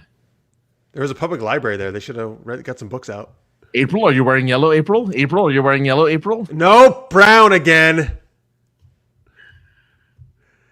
Oh, no. Let's just say said they were thrown into a sewer by a kid who didn't want them. And yes, you're right. Splinter was a pet rat of Shredder. Oh, Shredder's enemy. Oh, that's right. Shredder's enemy. Aha, that makes sense. Mm-hmm. This chat needs an like option just for that comment, Tammy. Okay, nice. Oh, family by bond doesn't need blood. That's an excellent point, Tammy. I love that. Mm-hmm. Well said. I think the listeners is making a Master of Disguise reference. the Turtle Club. Turtle. Turtle. I like that they're, Is this supposed to be an Irish cop? I can't. No, I guess not. I guess he's not. I thought he had an accent. Oh, I was like, I can't hear him. I don't Well, you know what? I just started. Actually, here, I'll make a recommendation for you folks while we're watching this. I just started watching the show Warrior. I don't know if you've heard of this. Mm-mm. It was on Cinemax. Now it's on HBO Max because Cinemax doesn't make new content anymore. No. It's based on the writings of Bruce Lee, and it's executive produced by his daughter Shannon Lee. Oh, wow. That's cool. It is a martial arts show set in 80 Chinatown, San Francisco. Oh, that's cool. And there's a ton of Irish cops in it. That's why I have Irish cops in my brain. But it's, dude, it's really good. The martial arts are great. Oh, nice. The acting's awesome. Very diverse cast. Lots of nice, cool sex scenes too. If you like that stuff. That's a funny thing, having a Bruce Lee kind of produced or a Shannon Lee produced show. That's funny. It was a Cinemax show, so there's going to be, Oh, there's always skin on Max. Yeah. And Max. But any of those like Stars, HBO, there's always those scenes, Yeah. This guy's back. This lame foot guy. I'm going to throw this smoke bomb so that some other person can take these belts. Where's Kino? What? Yeah. What is he like? He just disappears for long stretches of the movie. Well, he has to deliver pizzas. Scorpio says maybe she has a yellow bra. Well, at this point, I'd take anything yellow. I know, right? Yeah. Oh, it's a Simpsons cup. Wait, is it really? Yeah, it was Bart Simpson on the cup. Oh my God, that's great. By the way, Tammy says when he killed Splinter's owner, Splinter attacked Shredder and gave him the facial scars. Shit, that's great. I remember that. Tammy literally knows everything about this. Yeah, no kidding. I was hoping your daughter would run into that information. That would be great. By the way, this survey says that cop was the same sergeant from the first movie. Oh, I'm not surprised. Okay, Necrodia says New Yorkers are basically weird mutant creatures anyway, right? Just kidding. How dare you? Oh, that's right. He finds a way to bring them back. Who back? So how they defeat Toka and Razor, I think, is that they bring them, they unmutate them. Oh, unmutate them? Mm. Oh, I thought no. Gone, but the pizza's back. Pepto-Bismol? Probably. Oh, there you are. Wait a minute. If they're going to unmutate them, that reminds me of one of the Flash storylines, right? Where they were going to give the cure and like, how dare you, Barry? Not ask him if he wants the cure. You're a terrible person, Barry. Oh, Flash. Just let him run rampant across the city. Drop the pizza. Oh, no, he dropped the pizza. Oh, no, he dropped the pizza. Oh, he did. Oh, no. This is in like the... Wait, is this supposed to be the stuff to unmutate them? Yeah. And they just keep going. They had no problem with the pizza got dropped in there. Well, He's also using one of those egg beaters. Did you see that, Donatello? To stir this huge pot. The anti-mutagen. Even the professor eats pizza. Good for you, professor. Eat the pizza. Pepto-Bismol and Scope are the cure, Tammy says. That's right. Mark says, howdy, I can't stay, but just want to stop by and say, cowabunga, dudes. Cowabunga. Yeah, thanks, Marks. You're missing out, Marks. Oh, there's the Bart cup. Yep. We're at 104:30, folks, by the way. 1 hour, 4 minutes, 30 seconds if you're just joining us. Good product placement with the Bart cup, guys. Good job. So they can... Oh, this is ridiculous. He's holding it right to the camera. I know. This is one of the most blatant product placements I've ever seen. And they're still doing it. This is like Josie and the Pussycats level product placement. Is this a Fox movie? This isn't a Fox movie. This is a New Line movie. So, yeah. I don't know who.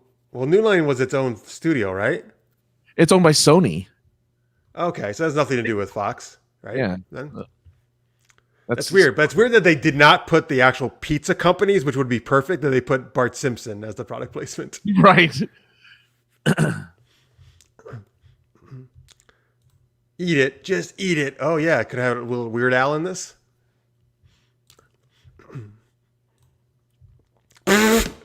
Is Schwarzenegger hard to spell? It actually is. Because whenever I have to type his name out, I always check online to make sure I got it right. Oh, you know what though? Autocorrect knows how to spell it's a short. No, okay, well, good. They should. Schwarzenegger, it's too bad he doesn't have a cameo in this. Actually, this is the same year he did T2. There you go. Okay, look.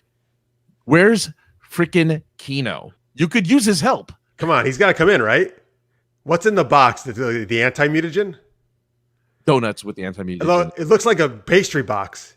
It's a donut box. But that's where they're holding the anti-mutagen? Yeah, they're in donuts. They put the they're going to feed it to them? Yeah. Okay, I get it. Oh, let the games be. Oh, it's the Olympics. Good. Thank you for opening the Olympics, Shredder. Here, oh man, we're so close. We're so close to the best part of the movie. Oh, shoot. Tammy thinks because of the pop culture references, that's why they put the Simpsons thing in there. Oh. Because the comics had them. Okay, wait, I'm trying to read it. Something donut, something with an S. I can't read the company name though. I don't think there is a company name. I think it says it on the box. Oh, it does. It's probably just made up one, but a fictional one. But I was trying to read it. You know what? I'm gonna go grab one of my donuts I have here soon. You should, because I also got to take a piss. I love that. Oh, you don't. Oh, Simply Donuts. Simply Donuts. Yeah. That's a good name. You don't want to wait for a commercial? I'm gonna wait for a commercial. Yeah. I like how they're all stopping though because they have a box of donuts. No, it's their pre-fight ritual where they eat the pre-fight donut. That's a good ritual, actually. Yeah. Yum yums. Oh, yeah. Let's see. Will they fall for this trick? The anti-mutagen in the donut trick? Look at all that saliva. Oh my God, he's really drooling, salivating over these. Okay, yep, he's eating it. That's good. Let's see if the other one will eat it. Oh, he's giving the thumbs up. Oh, here we go. Oh. I just love how those shredders just hanging around watching this. Like, this is fine. Have donuts. Yeah, and the Foot Clan's just like, yeah, whatever. They're probably like, why don't we get donuts? This sucks. Why does this shredder do a donut day for us? Oh no, he discovered the anti-mutagen in the donut. By the way, are you ready for Vanilla Ice? Alex asks. Hell yeah, we are. Oh my right, goodness. Francis? Oh, I am. I have never been more ready. Again, I'm going to unmute this thing, and I'm going to listen. I gotta hear him do the ninja rap. Oh, look, they're doing an ice skating routine. He's swinging him around. Wait, we're missing a turtle. Where's the other? Where's the? Oh, there's Mikey. Okay, I was you got it, Victor. Get ready for it, folks. I hope you're all going to sing when it happens. Oh, here we go. Oh, it's the club. Oh, it's the club. Oh. What club is it? Dock Shore Club. All right. Yeah. Oh my goodness. Sorry, you're gonna hear some noise. Oh, that's the club they're gonna smash into? Yeah. That's as low as I can go. That's terrible. Oh, here we go. Oh, here it is. Woo! Look at him. Look how. Oh shit! He's so fly. He's Vanilla Ice. So fly. Yeah, man. This is him at his like prime. It is. I think this is like a year after Ice Ice Baby, I think. Yes, I think you're right. Oh, they think they're costumes. Okay. That's how they fool them. There it is. Oh, the burping. That's right.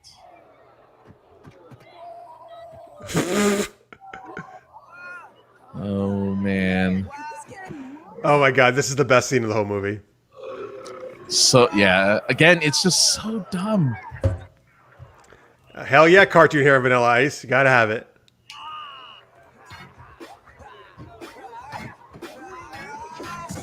Oh, here we go. Here it is. Look at this. He's like so inspired. Look at him. He's so inspired. Oh, that's right. The idea he comes up with a song on the fly, right? Machine gonna rock the town without being seen. Yo. Slamming the jab into the new swing sound. Yeah. Gonna rock in, roll the place. Ninja Turtle bass, Iceman. You know what I'm saying? You've never seen the show. Folks, we're on the Vanilla Ice part. If you're behind us, that's why we're dancing.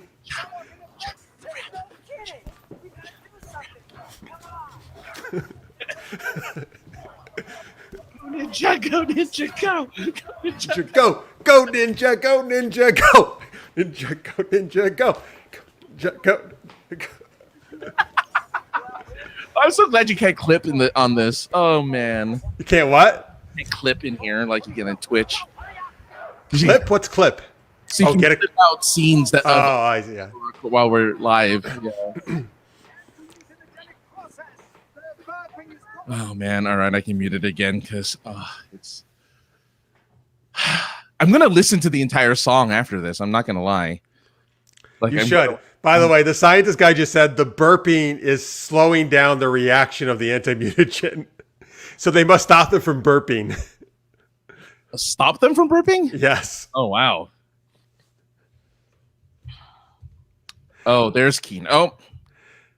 Listeners, mate, don't ask questions like these. Oh wait, commercial. Right. Okay, wait. I'm gonna talk to the audience, please. Ask them some questions. I gotta. Well, go because my pizza's almost here. So go. So, I have nothing to say other than I love. I think this is. I feel like this is Jeff's first time watching this movie. The way he's asking all these questions, I don't know if it is, but my goodness, this film. Yeah. So we're all stopped at I'm at 1 minute 11 or 1 minute, 1 hour 11 minutes.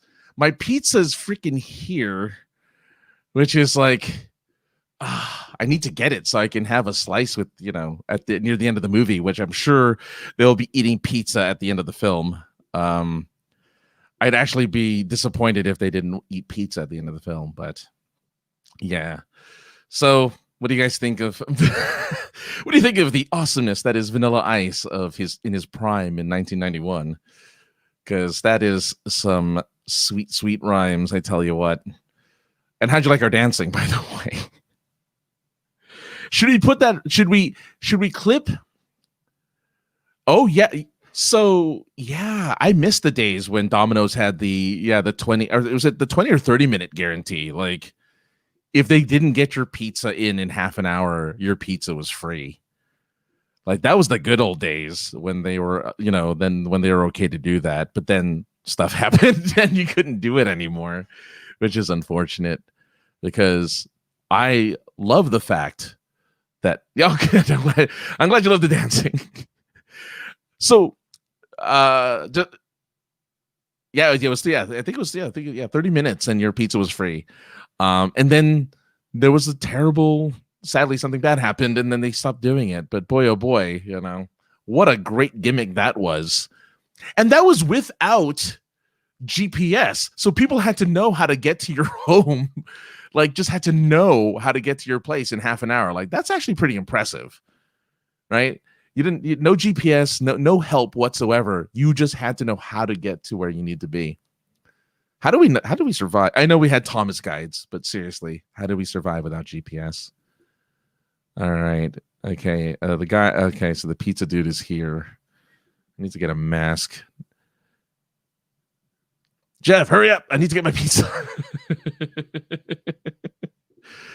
But yeah, you're right. Yeah, Victor, a lot of reckless driving. And so they couldn't do that 30 minutes or less thing. But again, pretty impressive. The place out here takes 90 minutes. I couldn't wait 90 minutes for a pizza. I couldn't wait. What's taking 90 minutes? 90 minutes to get a pizza. Okay, I'm going to be right back. You're going to get your pizza? Okay, good. Go. All right, folks. I have no idea what I missed. But they're still in the club. Cool. Francis ordered pineapple pizza. Uh-oh. You're probably right, Scorpio. In theory, Vanilla Ice came up with that song on the fly pretty swift to realize he's seen Ninja Turtles. I know, right? Vanilla Ice is super smart. 20-minute guarantee. That is good. Tammy, thank you. You loved our dancing? Oh, Ninja. Here it is. It's going again. Go, Ninja. Go, Ninja. All right, now it's off. Go.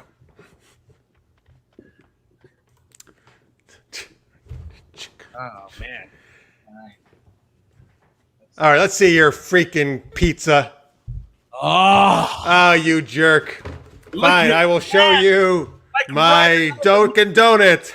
right out of the movie, guys. I didn't get a pineapple pizza, sadly. What did you get? Just cheese? Just cheese. I have to be like the movie. I gotta be like the movie. Oh yeah, do they only get cheese? The turtles? Mm-hmm. They get different kinds, right? Or no? They have pepperoni and stuff, but the beginning of the movie, everyone just had cheese pizza. Yeah. Oh, so good. Oh my goodness. All right. Let's do this. I like pineapple on my pizza, guys. I may be disappointing some people, but I like pineapple on my pizza. I will eat pineapple. Oh sure. I mean that's a standard topping, right? Oh, that causes. Isn't that like a part of a Hawaiian pizza? It is, yeah. No, but that pineapple has caused internet fights since the beginning of time. Oh really? Oh, they took out the number 2 guy by just putting their shells into him. Oh, you're starting? Jeez, hold on. Oh, I'm sorry. The commercial. I'm at 1:14:20. Okay, no problem. All right, cool. Oh, they're all dancing. Yeah, right, let's do a dance.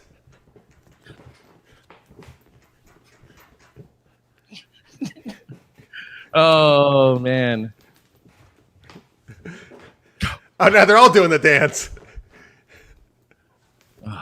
Oh, Mikey's flirting with that girl in the red. Who wouldn't? I guess. He's like, if I can't get the yellow, April O'Neil, I'm going to take this lady in red. I like this move.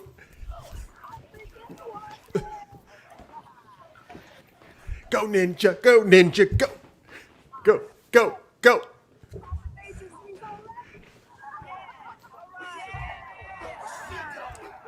Uh-oh. Shredder's got to ruin all the fun. What time are you at? Hmm? What time are Oh, you? sorry. Hang on. 1:15:17.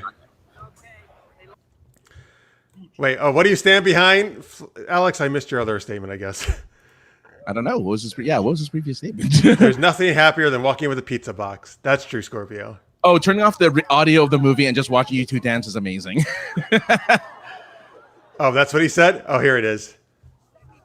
Oh. Okay, great. Oh, I'm glad you enjoyed that. Oh! Oh, look at Ernie Reyes! That was a good move. I'm going to eat my donut. Since you have pizza. I'm not still gonna. You can eat it. It's going to get cold. Oh, no. It's the girl in red that Mikey likes. Oh, here we go. Oh, she's going to turn her into Venus Del Mio. Del Mayo.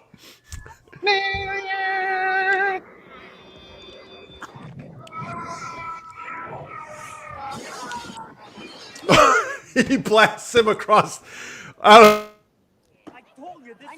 with the amplifier. Oh yeah. I like that nobody's really. I like the girl's like, huh? Huh? Who? What? Oh, she fainted. Oh, it is husky. There you go. Oh, they're cute. Oh, that snapping turtle's huge. Yeah. I forgot they got that big. That's right. I know Mikey's girlfriend. And then you get Super Shredder. Oh, is that what happens in this movie? Mm-hmm. How did he turn into Super Shredder? The Ooze. He had the Ooze in his hand when he got kicked out. Oh. So it doesn't turn him. Well, that's fine. That's right. Makes sense. He's already a human. Yeah. Bunga! Folks, if you're watching, 1:17:30, or we'll be there in a couple seconds anyway, is where I'm at. Again, folks, we're watching Teenage Mutant Ninja Turtles 2, Secret of the Ooze. The grand finale of the movie. I like that his armor also grows with the Ooze. It's like the Incredible Hulk and his pants. Yeah. His armor gets sharper and more razory. That's good, Tammy. The Power Rangers villain moment. Yep. That's very true. Oh. And the Power Rangers and the Ninja Turtles do a crossover, which is funny. Yeah. That'd be perfect. Okay, well, guys, why you keep standing under the dock? If you think it's going to fall, just get out of there. Yeah. You guys are ninjas. You can leave.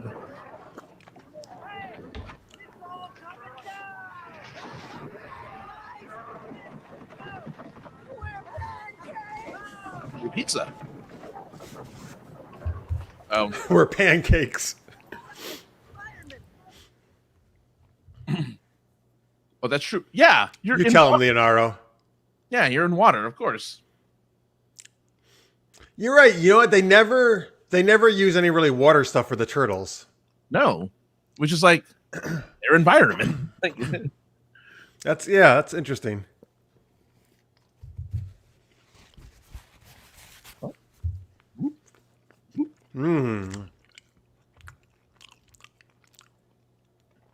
All right. So they basically just dropped the dock on him.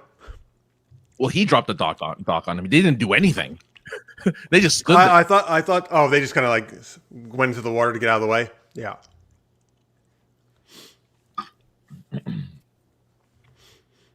I can't imagine getting those. Oh, they must have just sprayed the costumes, right? Yeah. Man, I love being a turtle. Who wouldn't? Oh, I love this. Uh-oh. Is it like a T Terminator, first Terminator moment? Nope. No. The Shredder, what a terrible end to the Shredder, who was like this master martial. No yellow. Hey, wait, the Shredder didn't even get to do any martial arts, did he? Really? None. Zero. April, what? Come on. I know, it kind of ruins the movie. Dude, Splinter, I just love the way Splinter looks. Oh, he looks great. Oh, totally. Which is why I think there's no one in the costume. I think he's like idiots. You think there's someone in there? There could be. I mean, I see what you're saying, though.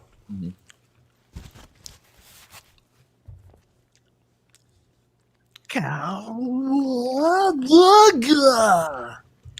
Oh, listeners may says about like kind of like Back to the Future where the speaker blasts them.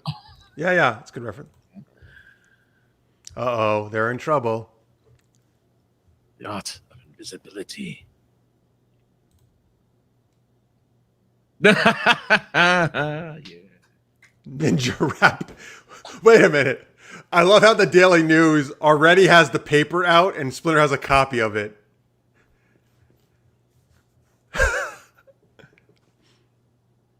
I made another funny. How did... I'm going to leave the credits on.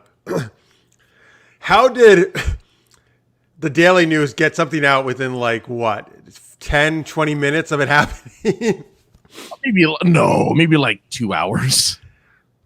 But they went right from the... Oh, stop giving me recommendations, Tubi. I don't want to watch these things. But they went right from the... Oh, was there some in between the dance club and the fight with Shredder? Did something happen? I thought they went right from the club to him. Yeah, they went because they do the thing. So it hasn't... Oh, I mean, but I guess it took them a little bit of time to get home, you're saying?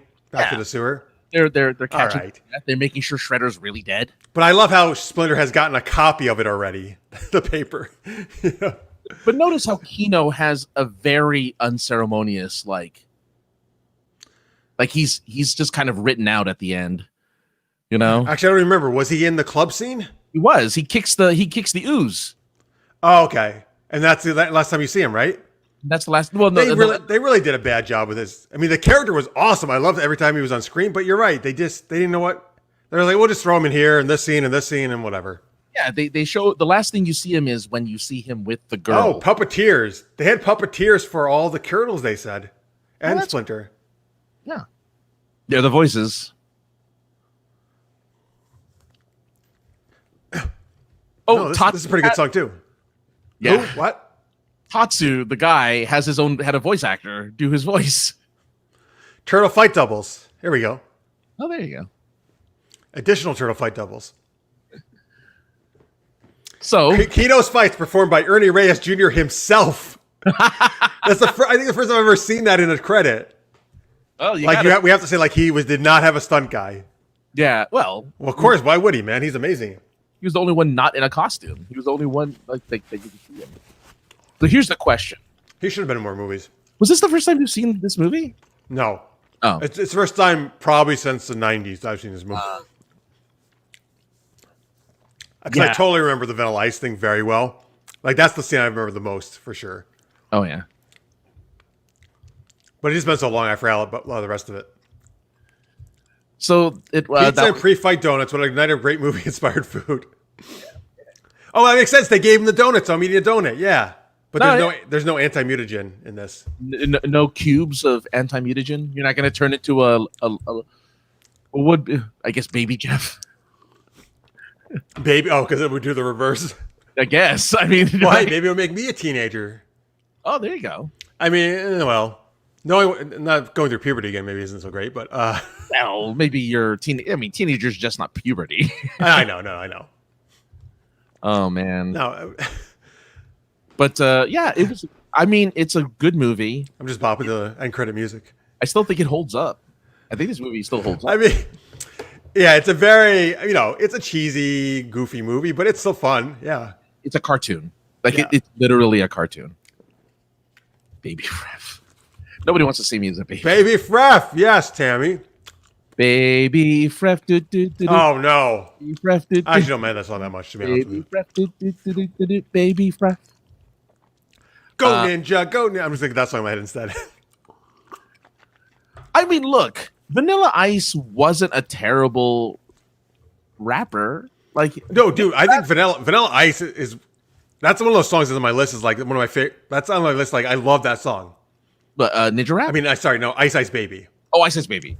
Yeah. The Ninja Rap is super fun too, but Ice Ice Baby I think is a great song. If he just didn't steal, that...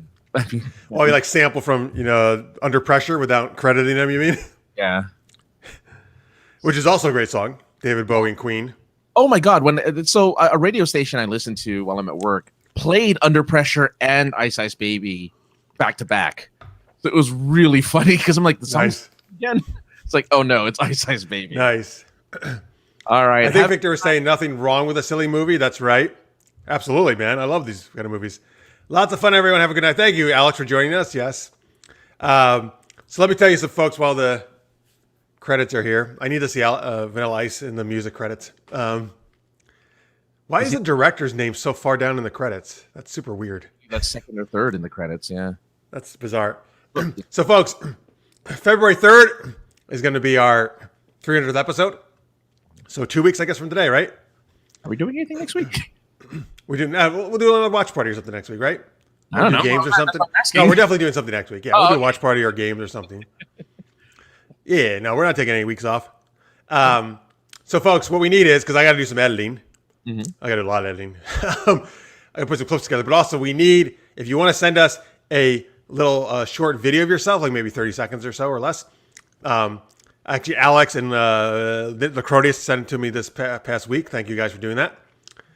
But if you want we want to edit these together, like, it kind of can just be, it can be like a good wishes or congrats on the 300th, or your favorite things about SGU or what it means to you, or how you want Francis to send you pizza.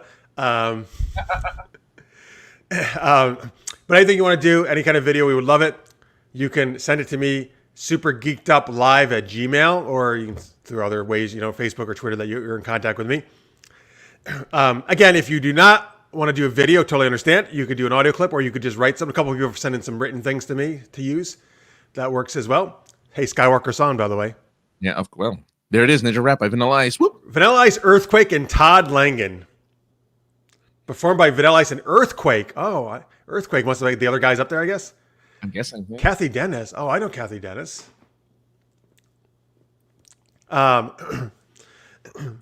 Victor, well, I guess it's up to you if you want to wear clothes or not. I mean, we probably can't. YouTube probably won't like it, though, if you don't have clothes on. We'll have to blur it. Yeah, we can blur it out, right?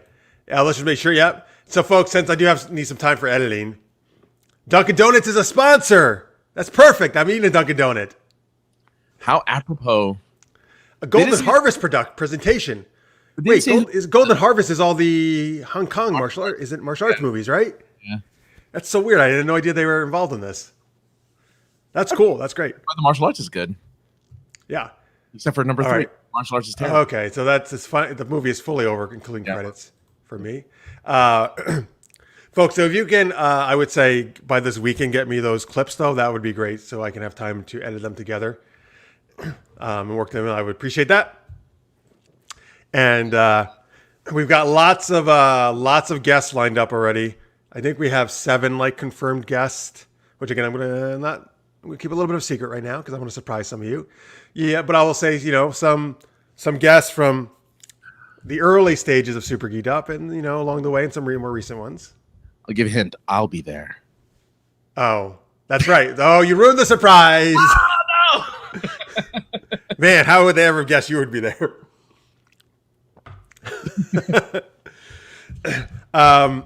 Yeah, so that's in 2 weeks, folks. I'm still trying to decide the time. Our normal time is 11 Eastern. We might possibly do 1 hour earlier at 10 Eastern just because it's going to be a longer show, but maybe not. You can tell me if you prefer one time over another. Not like we haven't done long shows before. All right, so that's that. You know what? Let me share. Tammy did send me one reface. I know. So it wouldn't be a show without a reface, right? It wouldn't be a show without a reface. Oh, no. It says we're having trouble playing this video. What the hell? It was just playing before, the one Tammy sent me. Let me refresh. How dare they do that? Thank you, Tammy, by the way, here it is, for always sending these refaces. We love them. Let me see if I can get this. Okay, hang on. Oh, let me turn the audio on because I can actually share audio now, supposedly. All right. Supposedly, we proved it, right? Yeah, we did. You're right. All right, let's see if this works. Hey, so this is me as Rocky again. Oh, there is no audio. Is there audio on this one? Oh, hang on. Sorry, hang on. Damn it. I forgot to do this thing. Let me do it. I gotta do it. Press or something. There's a little button I have to say that says include audio, and I forgot to do it. I was like, if there's audio, we can't hear it. Yeah. All right, hang on. Share audio. Boom. All right, let's see if this works. But it ain't about how hard you hit. It's about how hard you can get hit and keep moving forward. How much you can take and keep moving forward. But it ain't about how hard. You come through that time? Oh, yeah. Right. You actually fit the Stallone face, It ain't about how hard you hit. It's about how hard you hit. Thank you, Tammy, for that. I love those. What you send. Okay, so folks, 2 weeks, 300th episode. Please join us for that. It'll be a huge extravaganza. That'll be February 3rd. Next week, I don't know. You can let us know. We'll probably do a watch party again. And you can, if you have any suggestions for that, you can do it. What's it here? Do a Spice Girls and Dirty Dancing with the sound for the 300th episode. Oh, yes, you're right. We have to share some of our favorite refaces, right? We have to do that. That's a good idea. Yeah. And those are my probably two number ones. Oh yeah. Or and also the I feel it in my fingers. I feel it in my toes. Yeah, all right. Well, Love Actually. I took my headphone out. Yeah. All right. So let's see. I'm trying to think if there's anything else I need to mention here. Hang on while we do this, of course. Patreon.com/SuperGeekedUp, folks, is where you can support us on Patreon. We always really appreciate your support. Again, any amount, super helpful. Once we go back into normal episodes, we'll do an after-hour show, which you can get access to that by being a supporter, which is an extra content we do right after this. Francis, I think we probably won't do it for the 300th because that's going to be an extra long one anyway. So with the 301st, we will resume with those. Yeah, that'll be so much content you won't know what to do with it. So you can go over there, folks. Francis is over at SinisterSarcasm.net. I have my latest episode up. I'm back doing Online Friend Simulator. So if you're interested in checking that out, go ahead. I have a new episode out right now. And I think for the 300th episode, I think we really need to clip out us dancing from today. I think we need. All right, add it to the notes. The notes we're keeping, or I'm going to forget. So wait, like just us dancing with no music? Do you mean, or with the actual we turtle have to rap? we Put have the turtle rap in, the ninja rap in. Yeah, I don't know how we can do that. Like, I Well, guess, you can play. We can play a little short clip of a song. yeah, I think so. We shouldn't get in trouble for that. Yeah. Yeah, that should be fine. Folks, at Super Geeked Up, aka the other guy on Twitter, as you just saw there on your screen, supergeekedup.com, where you can find all the content, of course, the geeky stuff we're doing. Thank you guys so much for watching. Kathy says it's a fun movie. Yeah. Oh, earworm time. Yes, you're right. Well, hey, we did our job if you have the ninja rap song in your head. I know, right? Yeah. If there's one thing we accomplished tonight, it's to get you. Although Go Ninja Go is the only lyrics I actually know of that song. I used to know it when Well, to Ice Ice Baby, I actually know many of those lyrics. Oh my goodness. All right.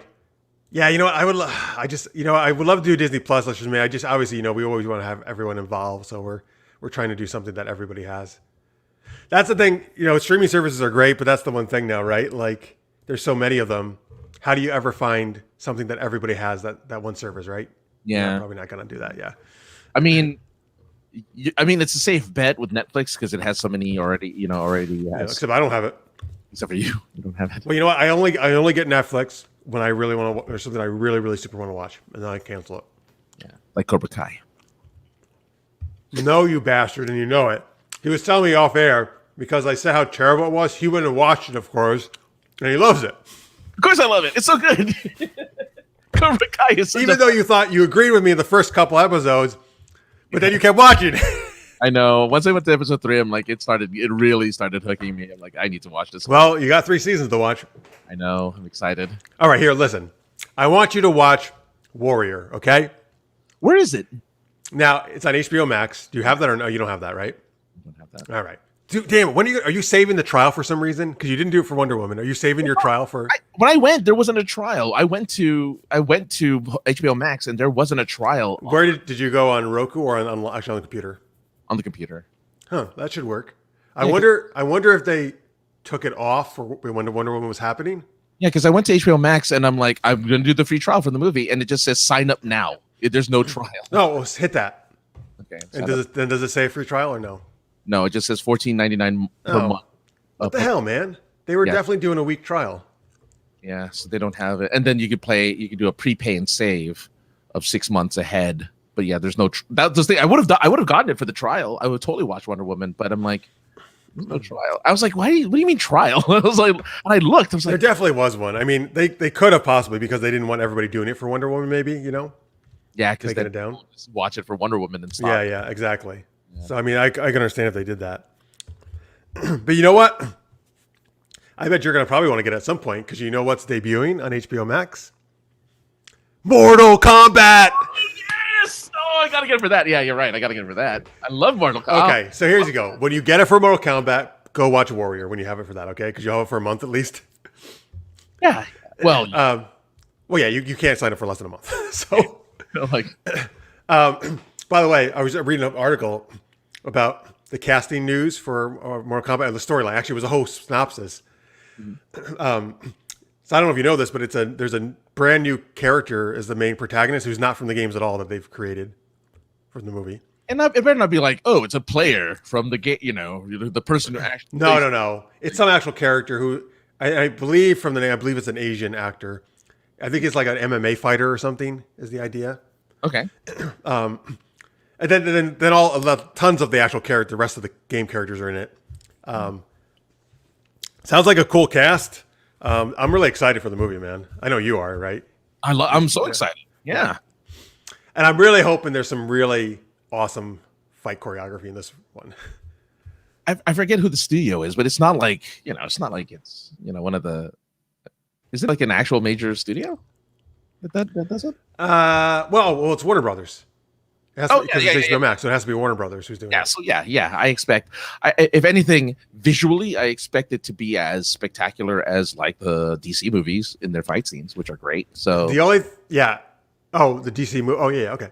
Yeah, DC movie. The only thing I may be disappointed on is they're probably going to do different music. If they use the same music, I will be so happy. The intro music. Or even if they at least throw it in somewhere in the movie for a little bit, Yeah, where they do kind of like maybe for during one of the fight scenes or something, or the intro that pump up to the fight scene. or even if they just do dun, dun, dun, dun, dun, Yeah. and then that's it. Or they put in the end credits maybe as one of the end credit songs, Because they got to know that's an iconic. Because okay, for instance, just as an aside, because I know we're done, but like I saw the newest Power Rangers movie with Elizabeth Banks as Rita Repulsa, and they had like a Krispy Kreme as part of that, like a sponsored thing. Anyway, so the Power Rangers movie has none of the original Power Rangers music until the end. And at the end, when they're about to do the big fight, they play the Go Go Power Rangers. And it's just so... I got so hyped when I heard that. I'm like... Oh, that's a great song, man. Yeah. Is it the end credits or in the actual movie? In the end battle. So that it's actually while the battle is happening. So they're running in, Nice. Maybe they'll do that in the Mortal Kombat movie for the main battle. I would love that. It is such a good song. Unlike No Yellow Jumpsuits, guys, do not do that. Actually play the music from Mortal Kombat, the original Mortal Kombat. Every other color but yellow. Every other color. By the way, Tammy said they did take off the 7-day trial on HBO Max. Yeah. That figures, because they obviously that's how they got all their subscribers for Wonder Woman, or a lot of them. Yeah. I'm actually gonna say, so I got I signed up for HBO Max early, so I have a discounted thing on HBO Max, which is good. I actually really like HBO Max. I actually think it's a really legit. I mean, the number of content of movies the Warner Brothers library has is ridiculous, right? Yeah, and they have like the original cartoons, and but they also have all the DC, right? So like Batman the Animated Series is now up there, right? Or something like the new Batman movie that I mentioned. At some point, I'm sure it'll be up on HBO Max if I don't want to pay for it, right? Oh yeah, I can watch it there. They're getting all the I started to watch Stargirl. I have 2 episodes of Stargirl now. That's on there. But yeah, I mean, there's a lot of stuff. I want to check out his Dark Materials, which is the Golden Compass movie. The books from that movie was done. Yeah, they have a series of that. I know a lot of people are enjoying the Lovecraft show, which is too dark for me, but Lovecraft Country, right? Yeah. But yeah, man. Oh, all right. Tell me when you get. I'm excited. I want to talk Warrior with somebody. Okay. Yeah. The only problem is. So they did 2 seasons, and then Cinemax decided we're not making original shows anymore. We're only going to do movies. Mm-hmm. So right now they have no home. They don't know if they're going to be able to do more seasons, which they want to do. But there's a lot of, besides that, was it Justin? Who's Justin Lin? Is that one of the directors like Fast and the Furious guys? Yeah. And then he's one of the executive producers of this. Yeah. Jonathan Tropper is the creator, who I don't know exactly who that is, but he's done a great job writing and creating it. Okay. I just love that it's based off of Bruce Lee's like ideas and stuff. Sure. And Shannon Lee says there's other stuff I think she wants to do that her father ideas he had, she wants to try to do for shows or movies and stuff too. Oh, that's cool. Oh, look, I mean, I'm glad that the legacy continues because, I'm certain if you're alive still, he would have an empire in martial arts movies. Like he would have. It'd be so good, right? Oh, it'd be so awesome. The only thing I would be sad about is it would totally overshadow Jackie Chan, and Jackie Chan wouldn't have. Oh, you know what? I don't know about that though, because I think their styles were so disparate. Yeah, Jackie Chan was the fun, right? Like super zany kind of thing, and Bruce Lee was very intense and serious. No, that's true. Most of the time. Yeah, I mean, Green Hornet was maybe not as much, but. Oh yeah. And look, he did pull out Chuck Norris's chest hair. You love that he did that because it was so weird. Because it goes, and then he probably really did it, right? And it was probably his hair, right? That they pulled out. I don't know. It looked like it. Look, Chuck Norris can do anything, right? He can take it, right? Oh yeah. Well, Chuck Norris. Yeah. Well, what's the thing they do?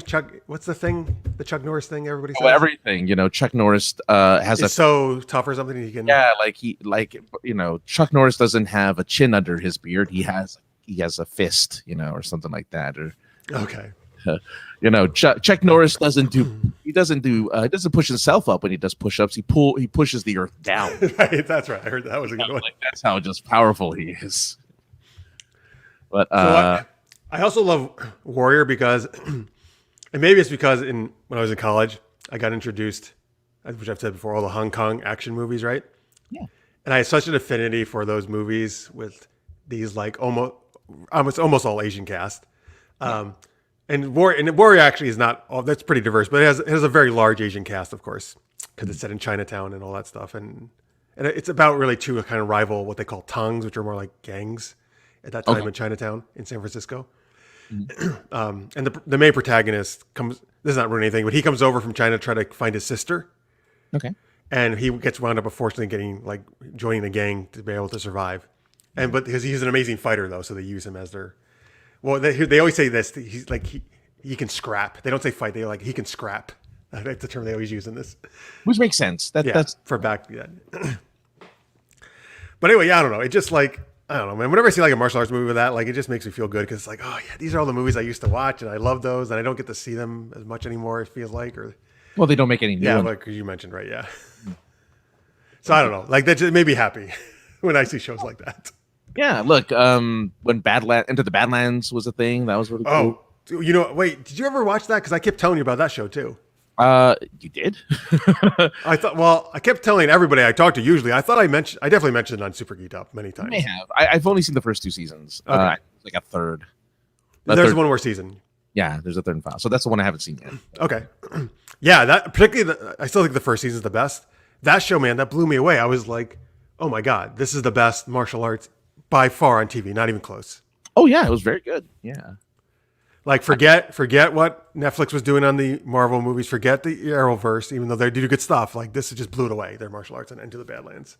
It's just too bad it didn't really. I know. I mean, because also when you watch the third season, you'll see that they obviously had plans to do more. Yes. Oh, well, I didn't see the third season, but you could. I mean, you'll by the way it ends, you'll know that. Oh, I see where they were going to go with this. Oh man, I hate that though, because then there's no definitive ending. So that, you know what? This is because I got to be on the Into the Badlands panel the last 2 years at Dragon Con. Well, not this past year, but like on the fan panel, which was really fun. I actually think if they just did a very little re-edit of the last episode, they could have just made it seem like totally that's the way they meant to edit it, and it would have been perfect. I just wish they would have gone back and did that actually, because they knew like 6 months out at least that they were not going to get renewed before it aired. It's a pretty expensive show though, probably to do. Yeah, it's also what was that? So stylish. You know? Well, also you know all the it must have took so long to do that show with all the fights, the epic fights they were doing in that show. Oh yeah, a lot of choreography, and the fights weren't short. No, that's the thing, man. Those were long ass fights they did. Yeah, they were like a 30-second fight. You're done. It was like it lasted a while. But you're right. Also, they had a lot of set design too and production design in that. Mm-hmm. Yeah. Oh, so Scorpio is with us. He misses Into the Badlands. Victor, yes, you're right. There's no way we can all watch all the shows, of course. So just watch whatever ones you think are the best for you. Well, that's because you won't know until you try it, right? You won't know until you watch it. Then you know. Okay, I love this show, and so I skip a lot of TV that I probably would love because there's other things. You got to kind of just choose, I guess, what you think you're going to most like, right? Yeah. Or sometimes just like with Turtles, right? Sometimes I just want to watch. Maybe it's something that's not the greatest. I just want to watch a fun, goofy thing. I'm glad. Yeah. So it's been fun doing this, like doing. I still wish we got to do Demolition Man though, but. Oh no. Scorpio says, yes, finally DC action on Stargirl show coming up. I can feel it. Oh, you never know. We might do DC action hour on Stargirl. Let me watch more of the show. Let me get through the first season. You know what? I am enjoying it, but it's not like totally blowing me away. But I do enjoy that it is a lighter show. Wait, how many episodes are you in? I just started the 3rd episode. Maybe it's the 3rd episode. Oh, you're right. Like with Cobra Kai with you. Cobra Kai, it could just be the 3rd episode. The one it is getting better, I think. It's good. I mean, it's still good. The non-broken nose Wilson. You can never remember their names. Luke Wilson. Is it Luke? Okay. It's Luke. I was gonna call him Owen. So good, Luke. Yeah. Scorpio, by the way, has been perusing Tubi now. Boondock States, Highlander. Nice. Tubi actually has a lot of great stuff, to be honest with you. Like, it has some really legit stuff you could watch. It's not sponsoring us, but that's okay. I haven't asked them. The Crodias. I love Legend of the Seeker, as do you, I think, Francis, right? Yeah. It had some good fights. Yeah, absolutely. Yeah. That's another show. Well, I mean, it had Go ahead. fights equivalent to like Hercules and Xena, you know. I think they were a little bit better than those, though, probably, right? Oh yeah. Because that was a little bit later than those shows. So When Kaylin has her, you know, when she's fighting, you know, she's much more. She's very stylish. oh, did she? Yeah, didn't she do like the 2 daggers or something? Is that what she fought? Daggers, yeah. I loved Kaylin, man. Bridget Regan. I remember that actress' name because I thought she was great. Oh, she was fantastic. Great as a confessor. Hmm? Mother confessor. Oh yes. Yeah, again, another show. Too bad only 2 seasons. I would have loved to see that continue. Yeah. Which they obviously wanted to because there's a million books in that series. Yeah. Return of the Incredible Hulk. Wait. What? Is that on Tubi? Oh shit, on Tubi you mean. Wait, was that like a movie? I don't know. Maybe is that like with Lou Ferrigno? I don't know. The Trial of the Incredible Hulk is a movie, and then The Incredible Hulk Returns is another movie. What years? 88 in 89. So 88 is the Incredible Hulk Returns. So it must be after the show. It must be after the TV. I wonder, but is it the TV actors they brought him back? It's the TV actor. For TV movies? Okay, nice. Incredible Hulk Returns, and then The Trial of the Incredible Hulk is after that for an hour and a half of Hulk-tastic. An hour and a half of his trial? That's exciting. Apparently. Maybe does Matt Murdock come in to defend him? He better. Right? It's like whenever any hero gets in trouble, it's always Matt Murdock, who's the lawyer. Well, it's either Matt Murdock or She-Hulk, right? Oh, of course. Why isn't it She-Hulk more often? God damn it, I love She-Hulk. I like it a lot better than Daredevil. Well, two people in green, you know. Two characters in green, you know. Oh, the Hulk and She-Hulk, you mean? They get envious. Okay, get out of here. Have you, before we get out of here, have you or anybody else watched WandaVision yet? I have. I've seen the first episode of WandaVision. So the first or the first 2? Because they released 2 at once. Yeah, 2. So here's the thing. I kept trying to motivate myself to watch it, and I was just like, I just don't really care about this show, and it looks kind of weird. Is it any good? Not the first 2 episodes. Okay, but wait, you're waiting for the 3rd one, right? Well, it's always going to be the 3rd one that does it for you. Here's the thing. Here's the thing. I like it, but it is very. Wait, you just said they weren't good. Well, it's not good in the sense of like you have to be. Well, because I asked Martha if she liked it, and she didn't like it at all. She hated it. But okay, Martha's probably I know she's a very smart woman because she loves Demolition Man. But I'm asking you, did you like it or not? This is why I'm saying it's not good because you have to like the genre of TV that they're doing. Well, they're doing kind of like 50s style, right? Right. So the first episode. I actually do really like that genre of TV, though.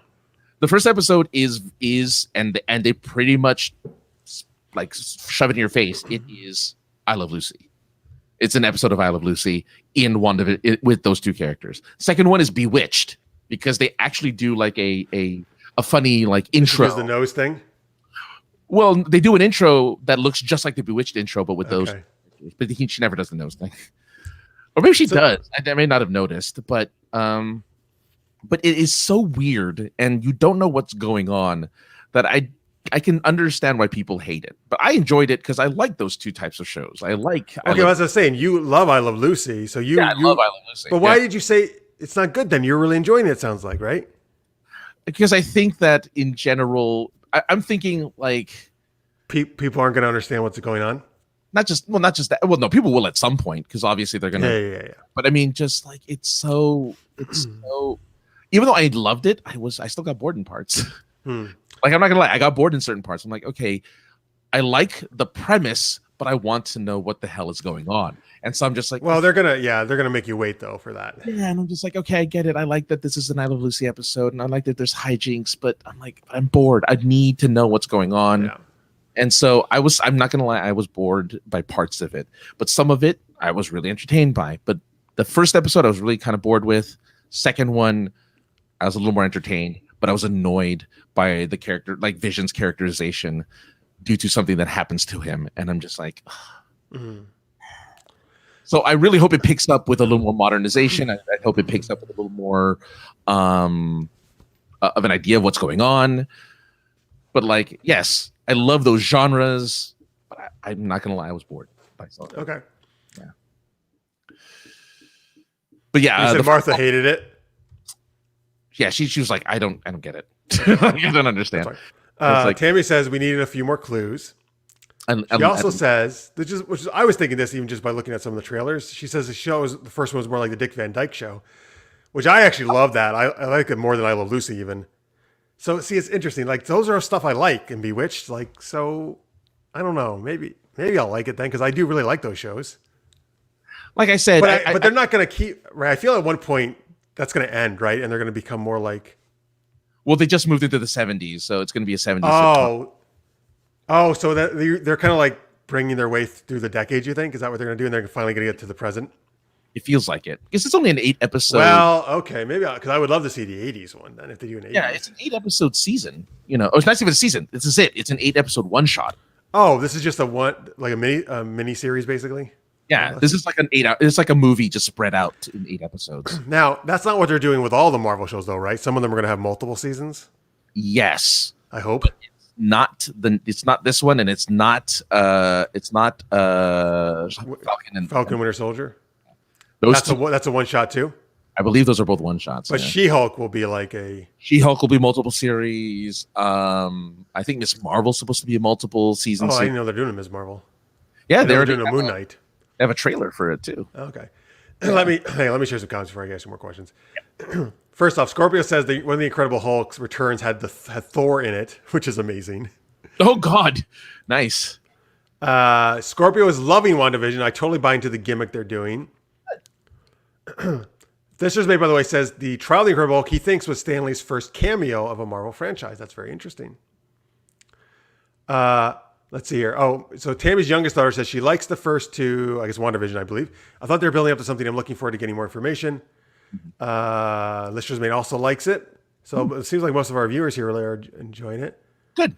The gum had me laughing so hard. That's something in one of the episodes, I'm guessing. Yeah. See, that was the part that annoyed me too. was that part? Youngest says you have to love the creepy moments in it. Yeah, there's some. Without as many clues, there's basically no plot. Scorpio says. Okay. Yeah, I guess that's Like what is the point? And so I get there is going to be a point. I understand there's going to be a point. And I've already read some of the theories that might happen at the end of this series that leads into Doctor Strange and the Multiverse of Madness. But yeah, I don't know. But yeah, there's going to be a lot of series. I mean, there's so many. Well, yeah, I mean, I don't know. I really feel, I mean, they're going to have that obviously soon in the next year or so. But like for me, the only reason I have Disney Plus now is The Mandalorian. Yeah, Mandalorian. In fact, I just canceled Disney Plus because The Mandalorian's over now. I mean, I still have it currently, but I canceled it for the end of when my month runs out. Well, all the episodes for WandaVision 2 are half an hour long, so you can get to them pretty quickly. Okay. Yeah. But they're supposed to all these. I mean, there's all these Marvel and Star Wars shows on the way, right? But I really feel Disney Plus, and it's over a year now, right? And obviously there's things with 2020, of course, that prevented some of this stuff from happening. But I don't know. It's they don't really have a whole ton of stuff, right? Like original so far. I mean, there's gonna have a ton of stuff coming up. Oh, Disney Plus? Yeah. Oh yeah, they're gonna. But so far, they've basically been living off The Mandalorian, I feel. Well, and they also had stuff that you might not have been interested in. I mean, they had. That's the truth. I mean, obviously they have the back library, of course, right? Yeah. And Mulan now is free for Disney Plus, which I do want to watch that actually before. Oh, there you go, and it's free. Yeah. So I mean, I know they have stuff, but I guess I really feel. And then first off, they've already been super successful with their subscribers already being way above, I think, what their goals were this early on. Yeah, they doubled. They didn't double. They had several million more than what they wanted. Max, because HBO Max and then and Disney Plus were competing the weekend of Wonder Woman, where it was Wonder Woman versus Soul. The Pixar. Oh yeah, I forgot. So, and Soul ended up being the winner in that race. Oh, I'm not surprised. I mean, HBO Max did not do a great job launching their thing at all. All right, so here we go. So Loki should be multi-seasonal. Okay. Actually, it looks like we already know which ones are going to have multi-seasons because they tell you season. So WandaVision is by itself. It says The Falcon Winter Soldier season 1. So maybe there are going to be more than one season. What If? Miss Marvel. Hawkeye will have more than one season because Hawkeye is going to be now Haley Steinfeld. Oh, really? Yeah, she's the new Hawkeye. That's cool. Yeah. She-Hulk will have more than one season. Then Moon Knight. Then I guess Secret Invasion is going to be a series, which is with Samuel L. Jackson. Is that with the Krull? That's the Krull. So the Krull will. Yeah. And is that the Shi'ar involved in that too? No, that's Shi'ar is only. Well, that's X-Men stuff, right? Yeah, that's and that's also Phoenix Saga. No, but Shi'ar were in the comics and stuff way also besides the Phoenix Saga they've been used. But I mean, that's when they were. I mean, but Disney owns them now, right? Because they have the X-Men, so they can use Shi'ar if they want, right? Oh, totally. Yeah. Ironheart will have a series with Riri Williams, and then Armor Wars with Don Cheadle as the lead. Well, it was War Machine. As War Machine. Well, so apparently Armor Wars is going to be a bunch of people with Iron Man type armor, and I don't know if the bad guys get it. I don't know what the Okay, well, I mean, they're doing so many shows. Okay, they're gonna have like definitely enough stuff to show for people. And then I Am Groot is the last one. Oh my god. I mean, you know, I've talked about before, like how I've kind of not thrilled, kind of burned out a while ago with the MCU stuff that they've been doing. I'm much more excited about the Star Wars stuff. I'll be honest with you, for Disney Plus than the Marvel shows. Sure. Well, particularly because how great the Mandalorian's been, you know, and hopefully that trend. Book of Fett is going to be amazing. Book of Boba Fett, yeah. Now, do we know are those? I thought most of those Star Wars were ideally going to be more season as well, right? Or are some of those going to be single? I want to say, well, let's see. We may not know, right? Yeah, we may not know yet, but we know that Boba Fett's at least one season. Let's see here. Tammy says, I pay for a full year to get the discount on Disney Plus. The family's still enjoying different aspects of it. Yeah, I definitely think it's great for families, for sure. Yeah. Leslie May loves it. Been watching all the old movies, DuckTales, Darkwing Duck, Bonkers. Yeah, no, you're right. There's tons of great content. I mean, you know what? Even though I canceled it, I may just re-up again. Yeah, I mean, look, you know, the content isn't necessarily for everyone either, you know? Like, I mean... But there's a lot of stuff I watched as a kid there, I mean, which I love. Yeah, and there's, like, National Geographic if you're into, like, just, you know, looking at animals. Let's see. Scorpio's been watching the Star Wars sequels endlessly on repeat on Disney Plus. Oh, okay. All right. There you go. I still maybe I'll actually use it to watch episode 9 finally. It is on here. That's true. I think The Rise of Skywalker is. Oh, yeah, no, they have it on there. They have all the movies on there. Yeah, it is. It is number 9. But yeah, they have a ton of. Yeah, I'm looking at it now. You know, and they have a lot of. Apparently, the documentaries are amazing. You know, like the Imagineering ones, and like all the stuff that's just behind the scenes at Disney. Mm-hmm. They're very. Oh, sure they are. Yeah. And if you have the time, just watch all 35 seasons of The Simpsons. I do not want to watch that. You get to see them evolve from that really weird drawing that they had back in the early 80s. The only time I enjoyed The Simpsons was on the Tracy Ullman show, which is where they started. Oh, and were they in black and white in the Tracy Ullman show? No. The Tracy Ullman show's not that old. No, but I mean, I thought they drew the cartoon in black and white. Oh, I thought they were. No, I think it was color as far as I remember. I'm not sure though. I think it was. But they were like these little skits, right? And then I think I enjoyed it then. And then I was like, I don't need any more Simpsons. Particularly what do we got? 20 some years of it? 20, 30 years? 30, it's 30, I think their 36th season is this. Oh my God. Oh my God. Let's see here. What is this? Rise of Skywalker? Oh, that's one of the first things you watched in there? Okay, cool. I'm looking now real quick before we get out of here. And they do have because I've been considering some of the Star Wars animated ones I haven't watched. Like, honestly, I've seen hardly any of the Clone Wars. And Rebels. There's Rebels as well. Yeah, I've seen the pilot of Rebels. Which apparently is very good. Mm-hmm. I mean, the pilot was pretty good. It wasn't like so great. I felt like I had to watch a ton of it, but I know a lot of people liked it. Yeah. Yeah. Wait, what is this, Tammy? Justin Morgan Had a Horse. That's a Disney movie. I don't know that movie. Oh, but you love horses, Tammy, right? So there you go. Oh my God, where's the search? Please tell me this movie isn't here. Oh my goodness. And Scorpio says, my girlfriend and I just did a full Simpsons series rewatch. It was, oh my God, how long did that take you, Scorpio? Wow. 35 seasons. That's a lot. And let's just make this join the National Geographic. What are you looking up, Justin? Morgan had a horse. No, there's a movie. I guess Disney didn't do it. What are you looking up? So there was a oh yeah, there it is. It's there's a movie called Francis, and it's about a donkey. You told me a talking mule. And I wasn't sure if it was a Disney thing or not. It's not a Disney thing. Okay. Okay. This is exciting though. Let's just make says all 5 seasons of the original Muppets show is coming to Disney Plus in February. I'm a little surprised it's just getting out there because Muppets has been a Disney property for a while. Well, but they like to kind of roll things out, right? So not everything's up there at once. Oh, that's right. I think. All right. Cool. All right. Oh, here we go. Justin Morgan had a horse. The start of the Morgan breed of horse. Oh, interesting. I think it is the first American recognized breed. Okay, thank you, Tammy. I did not know that. Very cool. And Scorpio says his Simpsons with his girlfriend was literally weeks every night after work they'd spent watching the Ho series again. Good for you, man. Like, I don't know if I have that kind of patience to watch a single show for that long. I would want to have some variety, but good on you. There's actually not a ton of shows I actually go back and rewatch all the seasons.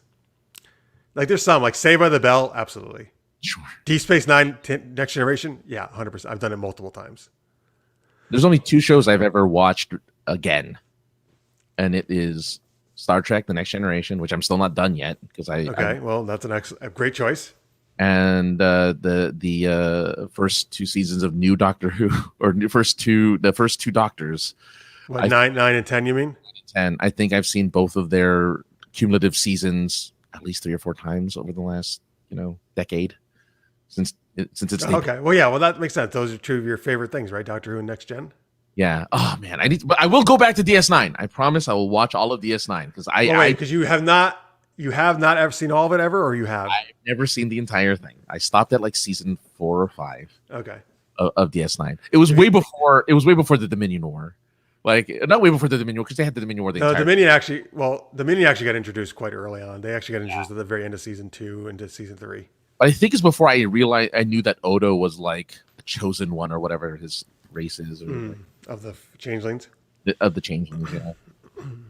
But it's before it's before all the Kardashian subterfuge. Come on, Kardashian.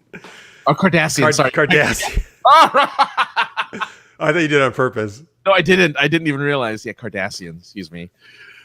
I mean, they're Kardashians. Well, the Cardassians have been there from the beginning in DS9, though. Yeah, but they have the Taylor guy was just introduced, I think, and No, Garrick was there from the beginning.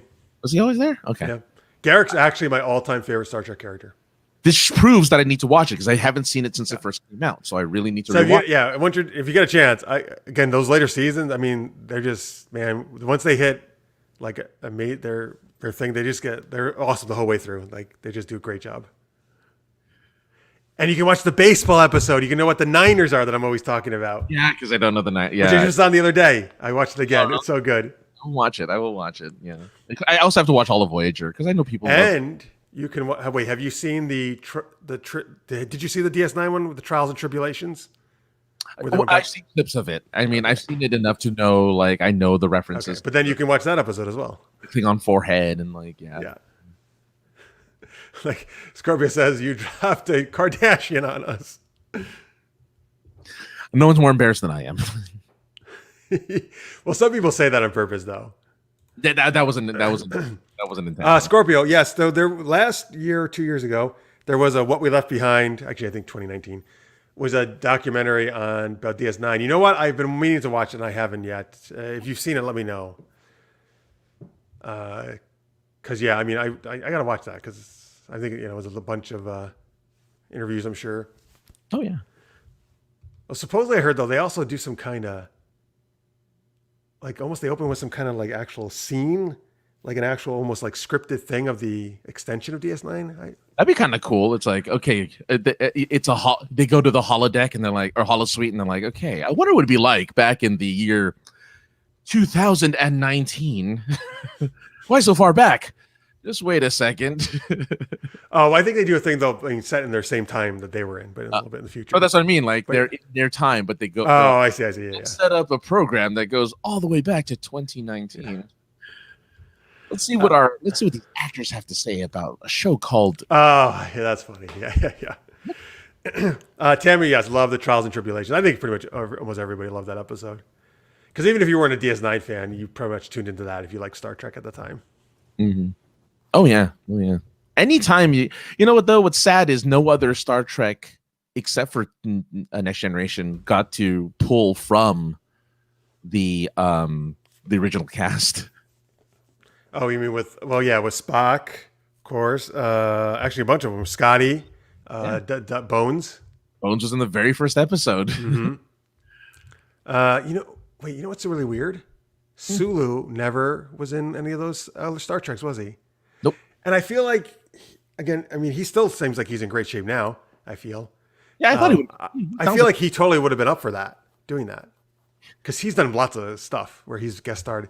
Like he was actually on Disney Plus, Zach and Cody, Sweet Life. He guested on one of those episodes where they were making fun of Star Trek. He's Hero's dad in Hero. Yeah. And that's way after the Star Trek. That's weird. You totally think they would have. I mean, obviously, you always have to come up with some goofy reason outside of Spock, who was still alive.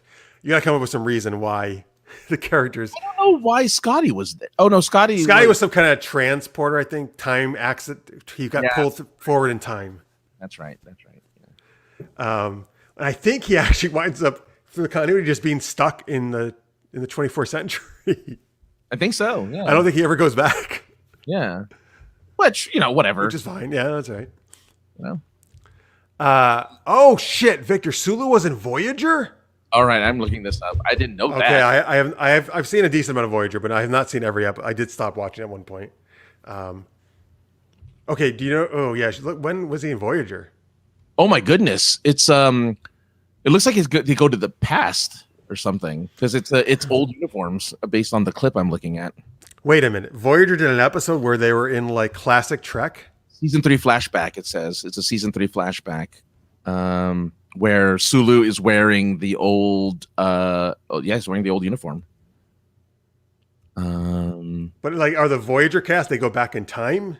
I don't know. I've never seen the episodes. Well, I don't know if you had a description there or something of it. It just says season 3 flashback. That's it. Oh, okay. Yeah.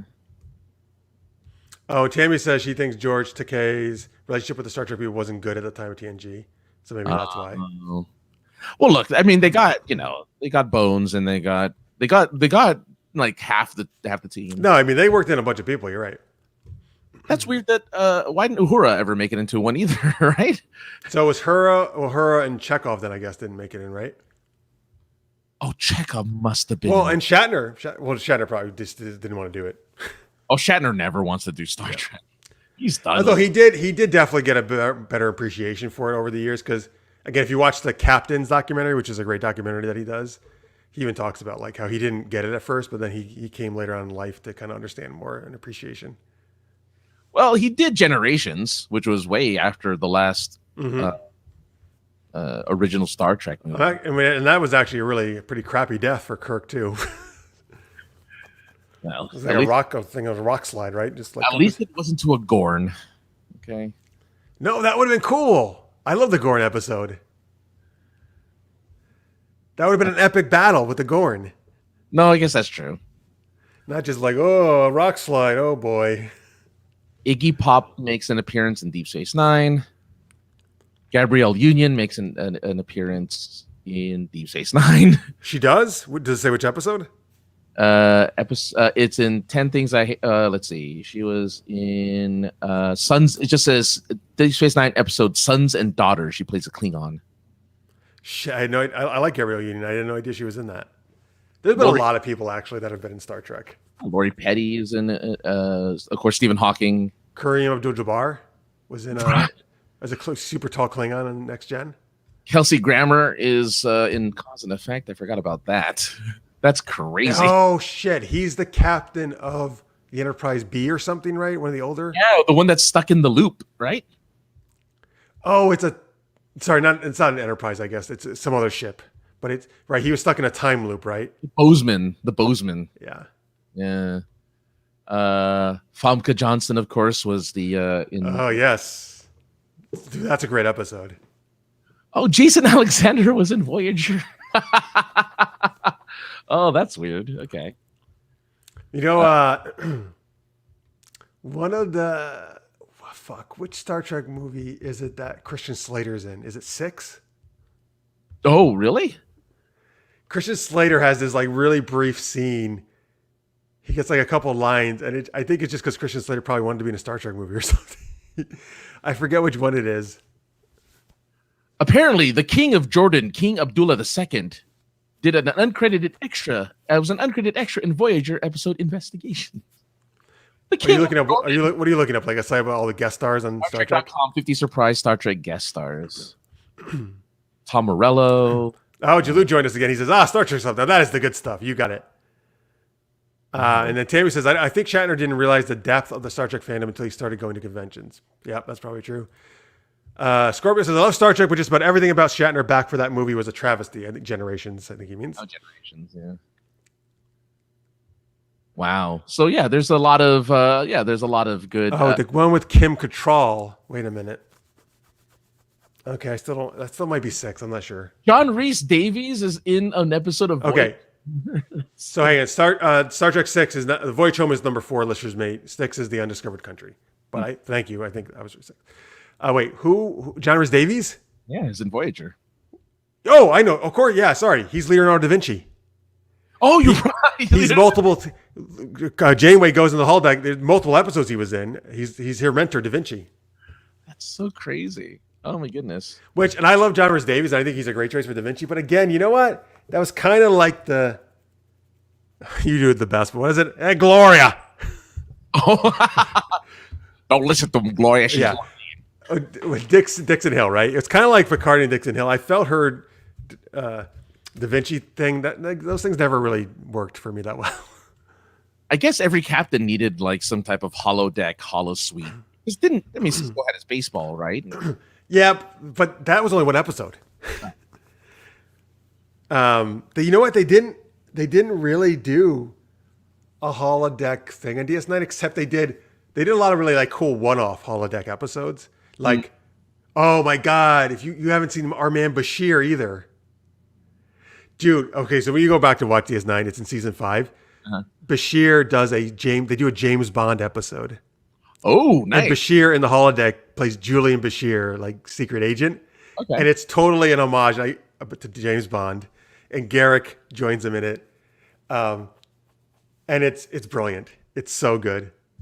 And I actually was reading Ron Moore, I think wrote that one. I think whoever it was, I was reading an article recently. He said, I guess like the Bond franchise were actually like considering maybe they might be like getting mad at them or something for something at the time, even though it was obviously an homage. It was very clear, like in a parody kind of thing. So, all right, but it's called Our Man Bashir. It's amazing. More reason to binge DS9, and the music is perfect too, like that they use. I agree, Scorpio. Undiscovered Country was a beautiful send off. That actually, you're right. They probably should have just done that for the original series cast and not have them in Generations. There was really no need for that. I guess they probably wanted to get the old Trek fans and the new ones at the time together for Generations. Yeah, I mean, I think people really thought it's funny because I think Next Generation was a good continuation of the original series. So, but I guess people just thought, look, there's loyalists to the original series, the Trekkers versus the Trekkies, right? Well, that was kind of I don't know, that was kind of a more modern term at the time, right? Some people called themselves Trekkers. Some people have always called themselves Trekkies. Yeah. Who cares, really, so far as I'm concerned? I think that the studios thought there was a divide among Star Trek fans, when in reality, Star Trek fans continue to just enjoy Star Trek. Like they just never stopped enjoying it. So there you go. I mean, there has definitely been. I agree with you. I mean, there's always obviously some divisions. Like when DS9 came out, it's my favorite show, but a lot of people actually thought that was not Star Trek. Like it was darker. Even though I don't think it's actually that dark, but. Like it was different. It was different than like the previous Star Treks, right? And they didn't like that. Yeah, and it wasn't a single, like more or less. Oh yeah, some people just could not stand that. and I actually think it was one of its greatest strengths because it built all this. It's amazing. Those amazing characters I think are on that show in terms of all the secondary and tertiary characters as well as the main ones. Well, yeah, I guess because even in Next Generation, all of the character development happened in little bits in each episode. Like you never saw big character development in episodes of Next Generation, except for Picard. Picard, yeah. Picard and Data really are the two that get all of the character development, and everyone else get these incremental development. While in DS9, everyone gets a chance to shine and develop as a character and develop their storyline, develop their romances and whatnot, over an episode, or two, or over a series of episodes, as opposed to incrementally tiny bits. Mm-hmm. So yes, let's just make The Rock. I do remember The Rock wasn't in there. So very, very early Rock before he became such a big star here in the movies. Oh yeah. But Tammy says, I didn't like how they cheated Uhura's character. She is down as actually knowing how to speak Klingon and is one of the people that worked on the Klingon language of the Universal Translator. I did not know that. I don't think. Yeah, Uhura does get the short end of the stick in most of I mean, look, they really, they have her going around on missions in the movies, but she doesn't really do that much because she's a communications officer, right? She's not a science officer. She's not, or whatever. Even though Chekhov Chekhov has the funny accent, so I guess that's why, Yeah. We're nuclear vessels. Victor says, here's an idea. Write a good movie or show for Trek, and us older fans will gladly pay to watch it. So, again, if you've heard me, the current, Discovery and stuff, I'm not digging that. The movies... What? Do you like Picard? Oh, you're right. I'm sorry. I did like Picard. You're right. There you go. So I do like some of the new stuff. Yeah, and actually, the movies 2 out of 3 I liked. I just didn't like the middle one. But yeah, well, nobody liked the middle one. Yeah. Yeah, I don't. So Tammy, does anybody know why was Trekkie thought to be derogatory? I don't really get why that term was Trek or Trekkie is so close. Considered derogatory. I think because that's what the cool kids called the nerds. What are you, some kind of Trekkie? Oh yeah. Okay, so Julia, I will somewhat dispute this. I agree that First Contact is by far the best TNG movie. Yes. I think it's one of the best Star Trek movies. Mm-hmm. However, I actually like Insurrection, the one after First Contact. I still think that's overall a pretty good movie. Generations, I actually still think is pretty good. I think Generations is pretty good. I think the only Nemesis is the biggest piece of shit that's ever been put on fucking. Well, okay, you know what? Star Trek V may still be even worse because that's so terrible. I cannot watch it more. I've only watched it once. I've avoided it because I know it's Shatner's directorial debut. And oh my god, I forgot. Did he direct that one? Directed that one, yeah. Yeah, you know what? I knew we were never going to get a DS9 movie because it was always the only movies we were ever going to get was Next Gen. That was what their thing was at the time. That was their bread and butter. Next Gen was their most popular known one. But also it has the Enterprise, which is it has Enterprise. It had Patrick Stewart as Picard, right? It was the most famous. Well, sorry, Kirk and him are probably both equally famous, I suppose. But I feel like Picard is the one I hear most people say that he's my favorite captain. Yeah. Oh yeah. Yeah. He's my favorite. Poor Archer. Nobody says Archer. Well, no, that's not true. I think I've heard somebody say Archer before. Yeah. I mean, look, which is too bad because Scott Bakk, is great. I think he's great too. I've seen some episodes. I've seen clips of. I've never seen entire episodes of Enterprise either. That's another show I really kind of want to watch. Enterprise. Yeah. Because you've only seen parts of it. I've only seen parts. Yeah. I mean, it's. Well, yeah. And I know that I know that it screws with continuity and stuff. Oh, I don't know if it. Apparently, because there's an episode in Next Generation where they meet the Ferengi for not the first time, but they're like a new species to them. But apparently, I know the episode you mean with the Ferengi. And there's Ferengi in Enterprise. It's like they do this sometimes in Trek, right? They realize they've created a character or race that's really stupid, so they revamp it to something better. Mm-hmm. And the Ferengi in Next Gen were terrible. Yes, they were horrible. They were horrendous. And so they decided, you know what? We're going to make this a race all about profit and money and make them kind of funny and that totally worked. Yeah, I'm saying like the DS9 Ferengi were great. Yes, the next gen Ferengi are terrible. No, yeah.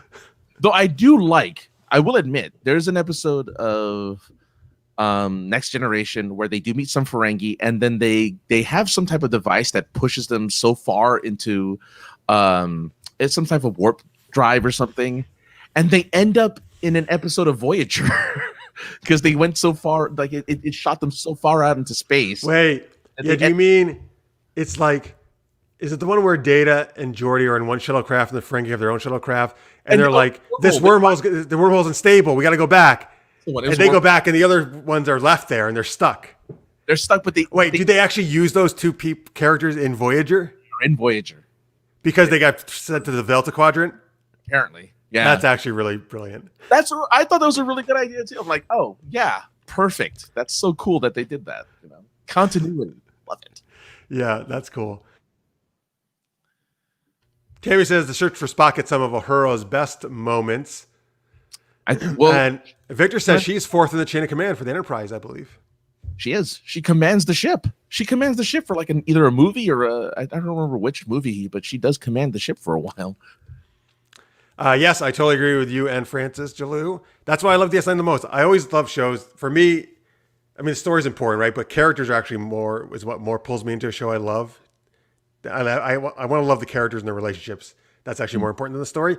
And DS9 was not as much of a like episode of the week show, which they did plenty of that. But they, like you said, they did these more big arcs, right? And thick storylines throughout the whole thing. I mean, the opening of season 6, it was like 6 episodes was all about the Dominion War. And then the 7th episode was the wedding, which was a fun, like, nice life thing off of that. Is that the Worf Jadzia wedding? Sorry, I didn't want to ruin anything, but you know about it that they get. I know, yeah. That's the Worf Jadzia wedding, yeah. Yeah, I know enough about. Which is a really fun episode. I just never saw the wedding, but I know that I mean, come on. Worf never had a good relationship. I mean, come on. Worf and Diana Troy? No way. Jeez.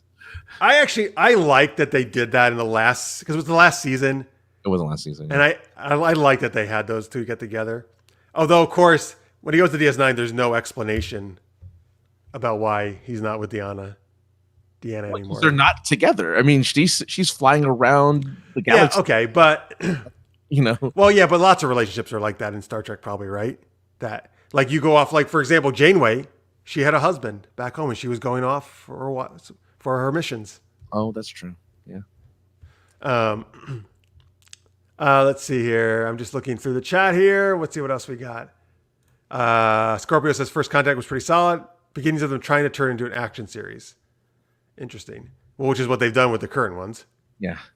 Well, yeah. That's an interesting point. He says Interaction probably felt the closest to an actual episode. I can kind of see that. Yeah. Oh, Tammy says she binged Enterprise. Oh, there you go. Nice. Wait, oh no, actually, I was gonna say, are all these on CBS All Access, or because they still have some deals? Because are they all still on Netflix? Because Netflix had these. I'm pretty sure they're still on Netflix because that's where. So CBS All Access can't actually show them until the Netflix deal runs out. Then probably is that true or no? No, I'm pretty sure. Or can they also show them too? I'm pretty sure CBS All Access has. I would say like if they don't, isn't that the whole deal? Like you can get all the Star Trek was supposed to be the deal. Look, I'm looking at it now. Original Star Trek is still here. TNG is still here. Okay, good. Mine is still here, so yeah. I guess they're going to rebrand that as what, Paramount Plus or something, Paramount something instead of CBS All Access. Look, everything's with the plus now. Well, here's the thing. I mean, it's a mess. CBS Plus or Max. That's what you got to name yourself. Like you're the plus, but we're the Max. Jalou says Chekhov was the XO of the Reliant. He was working his way up to get his own command, which he never saw on screen. I didn't know that. Almost guilty pleasure is because I know it's not as good, but Enterprise is my favorite show. Oh, look at that. Scorpio there. Enterprise is his favorite. Here's the thing, though. I can totally see why it would be because it's so much, it came out at like 2005, I think. So it came out way after, the other shows had been gone for a while. So yeah, like it has, it has that Star Trek feel, but more modern, I mean, what's her fate? I know in the first episode, the first in command like gets naked, and you kind of see some of it. You mean to Paul? To Paul, there you go. Yeah. Oh, they have to. Her and I don't know if it's Archer or Trip. They have to I believe they have to get into some kind of detox chamber because of something he had. So they go to like their underwear. Oh, yeah, okay. I thought they got naked. They don't ever, and that Star Trek back then, they never did nudity. Like they never. There was a very kind of, pretty wholesome thing. But yeah, it was supposed to be their like sexy Star Trek at the time. And again, that's why I think I can see that, because it has a little more of that edge, in relation to other Star Trek.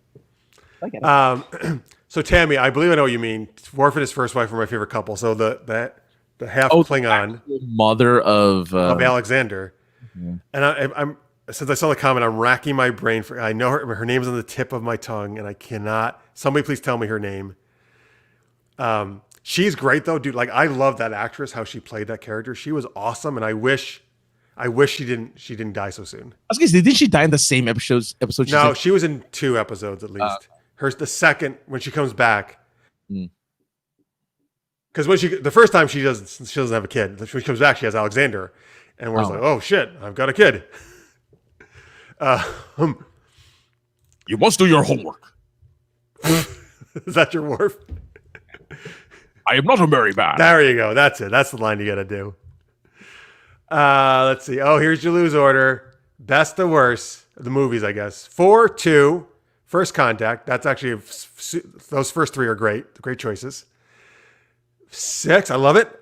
I love all 3, Jen, Insurrection, Motion Picture, Nemesis, 5. Okay, actually, you know what? I would probably almost agree with that totally. I might slightly change, but I think that's great, Jalou. Motion Picture. The first one, the first Star Trek. I know. I'm just like, I remember it. It's not. I've seen parts of it. It's not tremendous.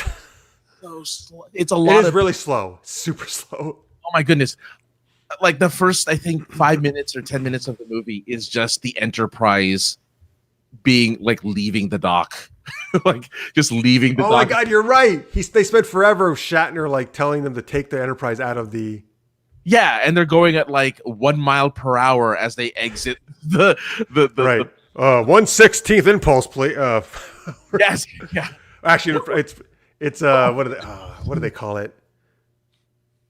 Damn it! Sorry, I'm thinking. Cisco says that at one point, like when they're clearing a station, there's an actual name for like the speed you go at.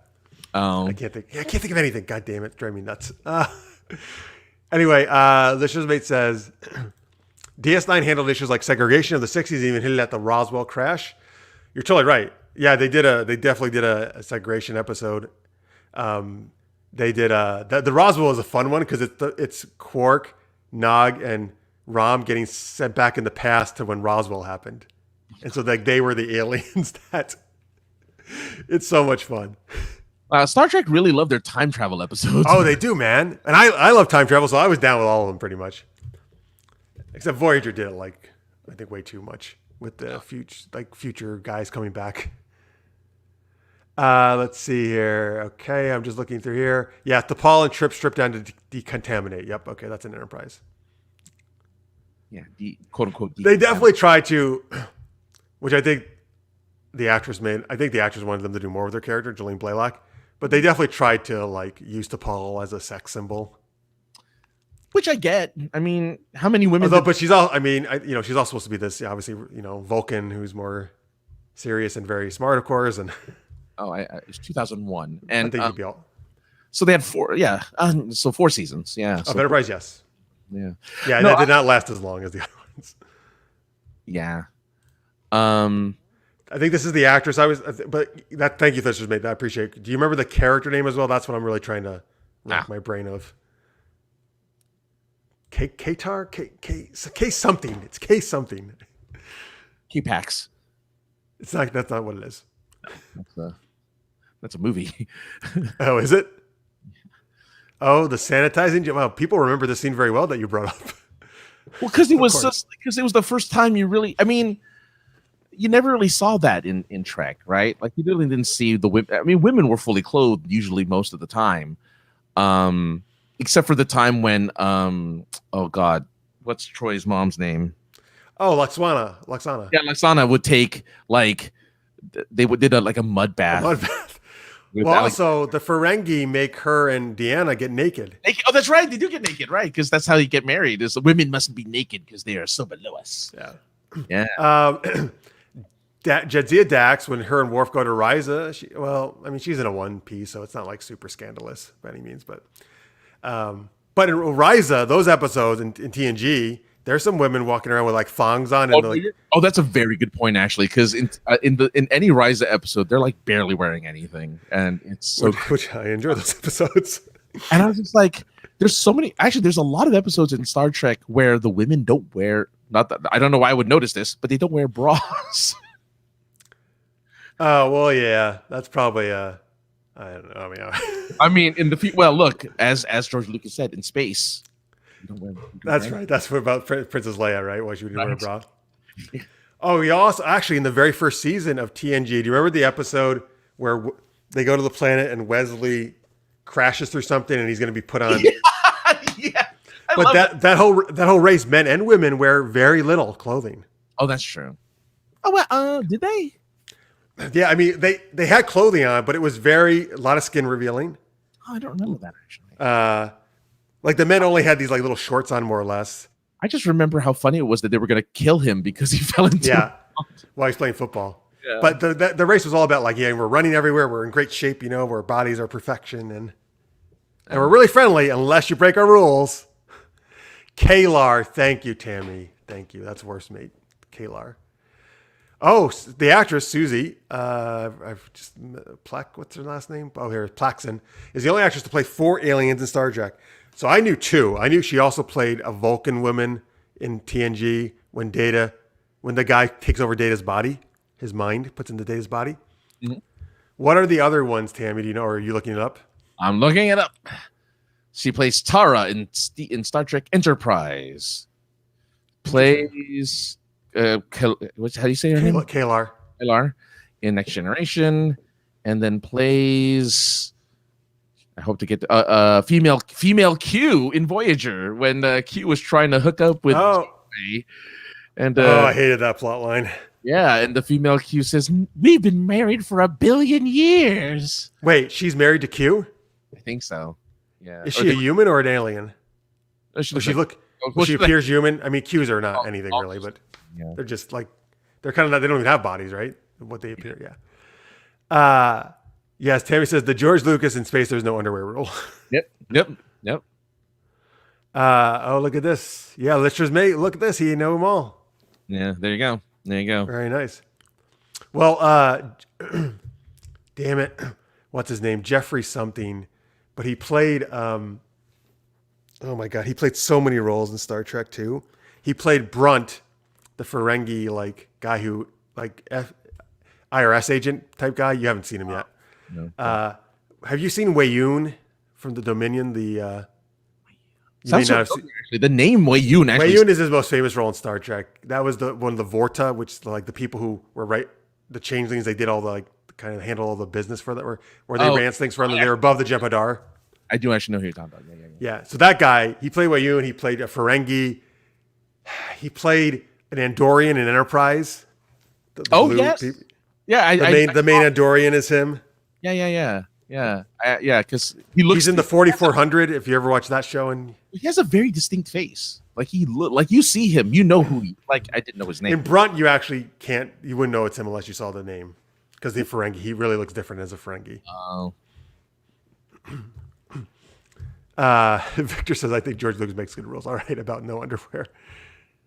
Full impulse is actually 0.25. Oh boy, what's C? What is C? Help us out, Jalou. And let's see who else. Oh, he says Kirk usually wanted that when leaving it. Station keeping. I just remember what Cisco said. He says port and starboard at station keeping. That's when they leave the dock. The speed of light. Oh, so impulse. Wait, full impulse is 1/4 speed of light. Okay. Oh, well, that makes sense. Yeah, that does make sense. Yeah. Because warp 1 is supposed to be the speed of light. Is that correct? Believe so, actually. Yeah. So they can go at least 9 times. Actually, Voyager, I think, got to warp 10 at one point.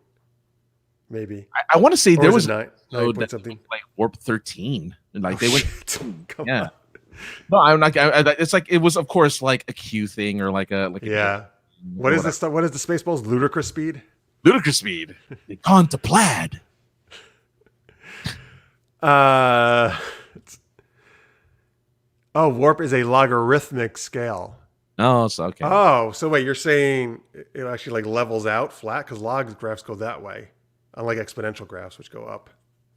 Log graphs like flatten out horizontally. Like Well, yours. that I must, right? At 10, right? That's Okay, so you're saying like from when you get so Julie, you're saying like when you get up to like 7, 8, 9, you're only doing like slightly greater Incremental. increases. incremental speed. Which So then, when he says warp 9 versus warp 7, it's like, oh, who cares? Big deal. It's barely any faster. Although at those speeds, I guess it actually is really still, right? Because it's so. I mean, yeah, if you're going through vast amount of space, that incremental speed means days. I have to admit, though, if there was ever, I would pick. If there's ever a ship I would pick over any of the ships in all of the Star Trek, it'd really be the Runabout. The Runabout. I'm sorry, you froze for a minute. Which ship would you pick? Of all the ships I would take from all of Star Trek, weirdly, it would be the Runabout. I thought the Runabout was one of the coolest looking. Well, I mean, I know it was a shuttle, but it was one of the coolest looking shuttles ever. And even Scorpio says the Voyager Warp 10 episode classic. Okay, I agree with you. The shuttles I thought sucked. They weren't a great design, and they were so tiny it was ridiculous. It was claustrophobic. The runabouts were great. They were cool design, like you said, but they also had like a whole back area, like with kind of like a lounge. There was a table. You could like lounge on the couch if you wanted to, right? While the other people were piloting, you could have a good time. Yeah, it was kind of like a Millennium Falcon, really, minus Yeah, like runabout is a great thing to take on vacation, right? If you're gonna travel somewhere to Risa, for example. I'm not gonna lie. I've always daydreamed that if I ever got frozen and unthawed in the 24th century, and there was a runabout, and they're like, "Dude, we really can't put you anywhere in the 24th century. So what do you want?" I'm like, "Just give me a runabout, man. I'm cool." Wait, they're just. What do you mean they can't put you anywhere? They don't know what to do with you. You mean? Right? Because what are you gonna do with a guy who's in his 40s in the 24th century? Okay, because you're not up on the current technology and stuff. Not anything, like. So you're saying they would give you a runabout and just let you go wherever you wanted to go around the galaxy? Why just not? let you loose? Why not? That seems like very like they didn't really give a shit about what happened to you. I promise I will follow the Prime Directive, and I'm not going to screw with any alien life that doesn't have space travel. I'm all good. I promise. I swear. Well, that'll be good enough for them, I'm sure, right? For Starfleet? Because whatever happened to those guys from the 22nd century that got unthawed in Next Generation? Didn't they just kind of like go back to Earth? And then they're just like, I guess I'm just going to have to start a business. I don't know, you mean like the guy who was obsessed with his investments? Yeah, it's like, well, I guess I'm just going to have to, I don't know, settle down or something. Well, the woman, the Kirk's love interest in Star Trek 4, The Voyage Home, she gets stuck in the future with them, and she's like, "Oh, I guess I got a lot of catching up to do, but I'm going to, be a scientist still or something, or marine biology or whatever." I guess I don't know what I would do. Like if because I try to picture myself. Okay, I'm in the 24th century. Do your current job. You fly around in your runabout serving papers, serving data pads to people. You're being sued. What? We don't have money here in the future. It doesn't matter. It's for 25 gold Latin. For the Ferengi though, the Ferengi do it. They need process servers. Yeah. Oh, Tammy says they gave Scotty a runabout. But except did next? I thought Wait, okay, so tell me this: did Runabouts premiere on Next Gen? I always remember from DS9. Did they actually first come on Next Gen? I thought it was just DS9. No, wait a minute, because it was usually shuttlecrafts. But I remember do you remember the episode in Next Gen? I love how this has turned into a whole Star Trek show now. I know. It's great. Do you remember the episode of Next Gen when Troy, Data, Geordi, and Picard are coming back from a conference and the Enterprise is frozen with a Romulan beam going to it? Oh, yes. Yeah. They're in a runabout because they're in the back, like all talking around a table. But it wasn't a real runabout, was it? It was I don't know, but it was definitely bigger than a shuttlecraft. Yeah, but it was like yeah. So I mean, not the runabouts we know. Were you thinking of? You mean? Was it kind of modified? I'm thinking, it's got to be a modified, right? I don't remember. What I would have to look on the outside. Okay, Jalou says it came about for DS9 as a stand-in for a full-size ship. Type 6 shuttle is 6 meters. A runabout is 23 meters. Oh, wow. So that's like way bigger. Oh, almost wow. 4 times as big. Wow. Oh, Jesus. Scorpio had said like it was like it's like a house. Yeah. Oh, yeah. Oh, yeah. Tammy says Jillian from Star Trek 4 was the only expert on whales. Oh, so when she comes to Kirk's future or present, she's the only expert on whales. So that makes sense because they brought the whales. What am I an expert in? You know what I can do in remembrance of my time in the past. I will do a live improv show. Oh, thank you. Yes, you can do Super Geeked Up in the future. That's great. In the 24th century. Oh my goodness. Scorpio says there was a runabout once on TNG. Okay. Scotty got a small shuttle. Victor is saying. Oh, season 6 and 7 of TNG. Julie says. Okay, so I'm looking at the schematics of the runabout, and the runabout has its own transporter pad. Thank you, Scorpio. By the way, thank you I remember that episode. Yes, I do. Yeah, and the shuttles didn't. Yeah, right. Yeah, and then I see the little lounge area in the back. Well, that's the thing. So DS9 always used runabouts. They had 3 runabouts at the start, and they were all named after a river. It was the Rio Grande, the Yangtze, and the Orinoco or something, or.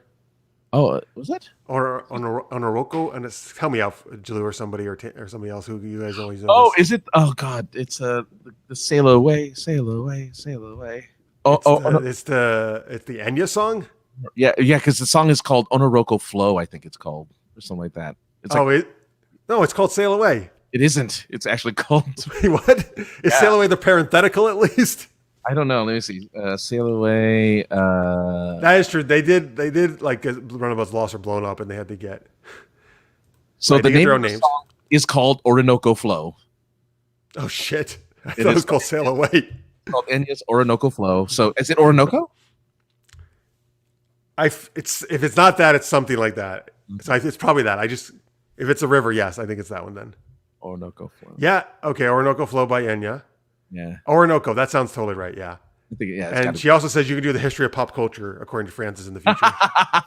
You're right. Look, who doesn't want to learn from someone actually in the past who experienced it? That's true. Like I have like information about I can give kind of oral history of what it was like 400 years ago. Yeah, because you remember that the Matt Frewer episode, who's Max Headroom, but he was pretending to be like someone from the future. Oh yeah. But he was really from the past, and he was stealing their stuff on Next Gen. Then at the end, when he gets stuck there, Picard's like, "I'm sure there are some legitimate historians from our time who would love to speak to someone from the 21st century, or wherever he was from." Right. Yeah. He was. Yeah. I think it was like 100 years. Yeah, something like that. 200 years. It was. Yeah. So there you go. Like, dude, the historians of that era would love to hear from you. Like, what was this Twitter I mean, he had such. I mean, why did he have to steal? He could have totally got. If he only took like maybe one or two things, right? He might have gotten away with it. But he took so much stuff. Oh yeah, like just okay. Look, the tricorder would have totally been enough, or even get a freaking pad. Just get a pad. It's got all the data on there. Not so much. He got greedy. Let's see here. Julie said they also had the Yukon that was lost when the changeling fake Bashir tried to destroy the Bajoran star. Okay, nice. Yeah, I like the Yukon. That's a good name too. God. Runabouts are the smallest class of Starfleet ship. Oh, it's actually considered a Starfleet ship. Yeah, that's why they have. Julie was saying that's why they have an actual name. Oh. Like shuttles just have like a number, right? This is shuttle 1, blah blah blah, whatever. Oh, this is Galileo. This is the Galileo that was on. What? Yeah, shuttlecraft here. I'll put Galileo. I don't think they kept doing that though. I think they changed that. Yeah, the Galileo was on the Enterprise. Wait, the show Enterprise? No, on Next Generation Enterprise. Oh, was that an early season? It was a shuttlecraft assigned to the USS Enterprise and the first of its type to be seen on screen in the franchise, appearing in episode Galileo 7. I bet that was early on, and then they decided to not name them at all after that. Yeah, because I knew there was a Galileo. Oh, she says the Galileo was on Kirk's Enterprise. Oh, it's a Kirk's. Okay. Okay. Oh, so in the original series, I guess they were doing that. There you go. Okay, so it's good. By the way, here's the great ideas from Tammy about what you can do in the future. You could school people like Lieutenant Huxley, which is Sandra Bullock in Demolition Man, about the stuff they have wrong in the past. Oh no! Taco Bell didn't win the war. It was Pizza Hut. Pizza Hut. Yeah. Well, no, but that part. But you can tell her she gets. I know you haven't seen all of it, but she gets a lot of terms wrong. Oh, really? Like slang terms, and Stallone has to correct her all the time. Oh, that'd be cool. Yeah, I wish I could think of him right now. Damn it. No. This is a dab. No, this is right. Oh man. I'm just trying to think. Oh, he says runabouts were like the Winnebago campers of Starfleet. That's actually a good. That's actually a really good description. You're right. Yes, they're like a nice camper. Who wouldn't want to go in those, right? Oh, Licious May says you could also amuse everyone in the future with your Sulu imitation. They wouldn't get it though. All right, come on, you got to do it though now. Oh my! Right. But like, why are you doing that voice? Well, first you have to show them Star Trek, and then you have to do it. I really do hope that, like, in how in the Star Trek, the new ones, they call Beastie Boys classical music. I really hope I'm like, hey, listen to Lady Gaga. Oh, that classical music, Lady Gaga. Okay, I guess so. What's the? Oh my God, I can't believe. What's the Beastie Boys? That really famous one. I don't know the title of Beastie Boys songs. That's a problem. No, there's something. There's "Fight for Your Right to Party," but that's not it. You fight for your right to party. That's the one I'm thinking of. Thank you. Oh, was it really? By the way, wow. Well, that's not the name of the song. That's actually that's one of the main. By the way, Scorpio says here's some of the lines from Demolition Man. Take this job and shovel it instead of shove it. This is my favorite one. Thank you, Scorpio. Let's blow this guy. Oh, I cannot wait to hear this. That was my favorite one. And Stallone is great at this. He's like, let's blow this guy away. It's like, let's blow this guy away. Oh, man. Okay. I'm excited. I'm sorry. Jalou says the shuttle's got number suffixes, so like 17016 would be an Enterprise. Yeah, I'm looking at the one here. Has like 1701-7. Tammy says they're called runabout vehicle, RV. Oh, I get it. RV like the Winnebago. That's great, Tammy. That's so good. Oh, I wonder if that's intentional. That's got to be intentional, right? I don't know. That's a great question. I wonder. All right. I love how I've never had this much of a conversation about runabouts before, which is great. Like, I love it. I'm telling you, just give me one in the future. Like, Super Geeked Up, the runabout episode. After watching Teenage Mutant Ninja Turtles. Wait, whoa. They run about.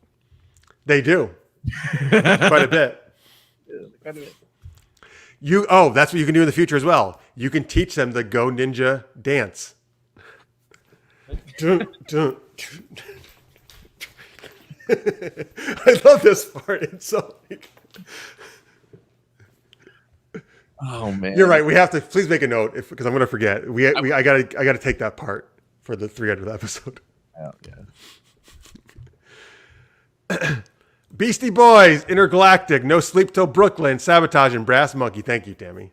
That funky monkey. Yeah. Oh yeah. Don't poke the Trekkie. We have manuals to know how to use them. Oh, yes. You guys are always very impressive. Oh, man. Technical manuals? Dude. I've always wanted to own a technical manual. Technical manual. For Star Trek? Yeah. Because they do the ships and they're like, hey, this is where stuff is. Oh, you know what? Jeffrey's tubes? Here's the history. I know. I can't believe Jalou, one of our shows, he told us what the history of the Jeffrey. Yeah, right? The guy that were named after. I just like that my name's in it. You get to be a donkey or mule, and I'll get the tubes and Star Trek named after me. Oh, talking. That's impressive, though. Let's see here. Good point, Jalou. You're right. Like the present, people see things in different ways. So anyway, they think you have tons of stuff to do in the future. Is what I'm getting from this. Oh, wait a minute. Okay, hold on. I may have found. I forgot about. I need to see the schematics of the Delta Flyer.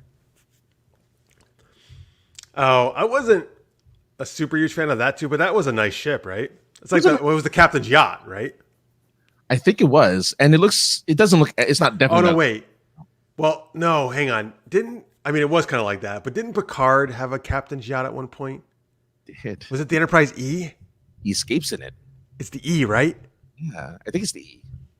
And they were like detached from like the top somewhere, the top or something of the ship. The bottom. Well, The I mean, bottom. the disc part. Yeah, Yeah. the saucer. Saucer type, which is not a saucer anymore in E exactly, but I like the E the best, man, of the Enterprises. Even though the D's great, but I still like the E the best. I think that's a cool design. Yeah, I'm gonna tell you. I thought in All Good Things, their version of the future Enterprise with the 3 nacelles, I thought was terrible. Well, that's the only difference, right? It looks the same except for the third nacelle, No, I right? thought they changed it a little bit more than that. I thought it had like It's still mainly a round thing, right? Though. it was, but I thought it didn't have armor. Wasn't that the one with the armor because they were at war with the Klingons or something again in the future? I can't remember. Yeah. They say you would be a living artifact. I mean, technically, I would, right? Because I'm, you know. But wait, no, sorry. Were you just looking something up, or did you just already found it? What you were looking? Oh, I was looking up the schematics for the Delta Flyer. Oh, okay, that's right. Where the nacelles of the Delta Flyer actually go down from the ship, just like in Voyager, where the Voyager goes. Oh, okay, right. Yeah. Which I never Didn't make any sense. Is that what you're saying? makes sense. They thought it looked cool. Jalou said the captain's yacht was the bottom of the saucer section of the Enterprise D. It was never seen in the show. For the E, we saw the yacht in Insurrection. Yeah. Wait a minute. You're saying, Jalou, are you saying there was actually a captain's yacht on the Enterprise D that just never got because that was never in any episode. It's probably in the schematics, though. I wouldn't be surprised. Yeah, I wonder though, was it in the schematics of actually when they were doing the show, or just later on they kind of retconned it? And I wonder. That'd be interesting if they did. Because, like, here's the thing, I guess, right?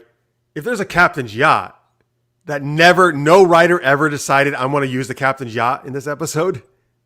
Yeah, but I mean, look, they used to fucking split it. If they're going to split the stupid thing, which I thought was dumb as heck, they could at least use a captain's yacht one time. I don't know. I just find that hard to believe. That if they had that, if they knew about that, unless they came up with like much, late in the run or something, maybe. I'm gonna look it up. Captain's yacht. Oh, okay. Hold on. Enterprise D Captain's yacht. Holy crap! Here's the All Good Things future variant. He says third nacelle, phaser lance extensions attached to the struts from the nacelles and pointy things next to the bridge. Yeah, I knew that it had a different look. Okay, so all right. So they actually have. They do show that there is a captain's yacht on the Enterprise D. According to Memory Alpha, there is a captain's yacht in the Enterprise D. Like in the specs or something, or the blueprints. They actually show a picture of it in let's see. Let me go to Memory Alpha here. Captain's yacht. Okay. It was a support craft built into the design of several Federation ships. The Enterprise D.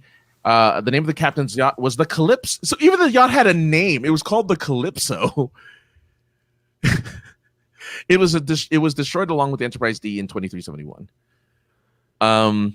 The Enterprise E. So wait, that was destroyed in Generations, the movie. Right. So you never got to see it.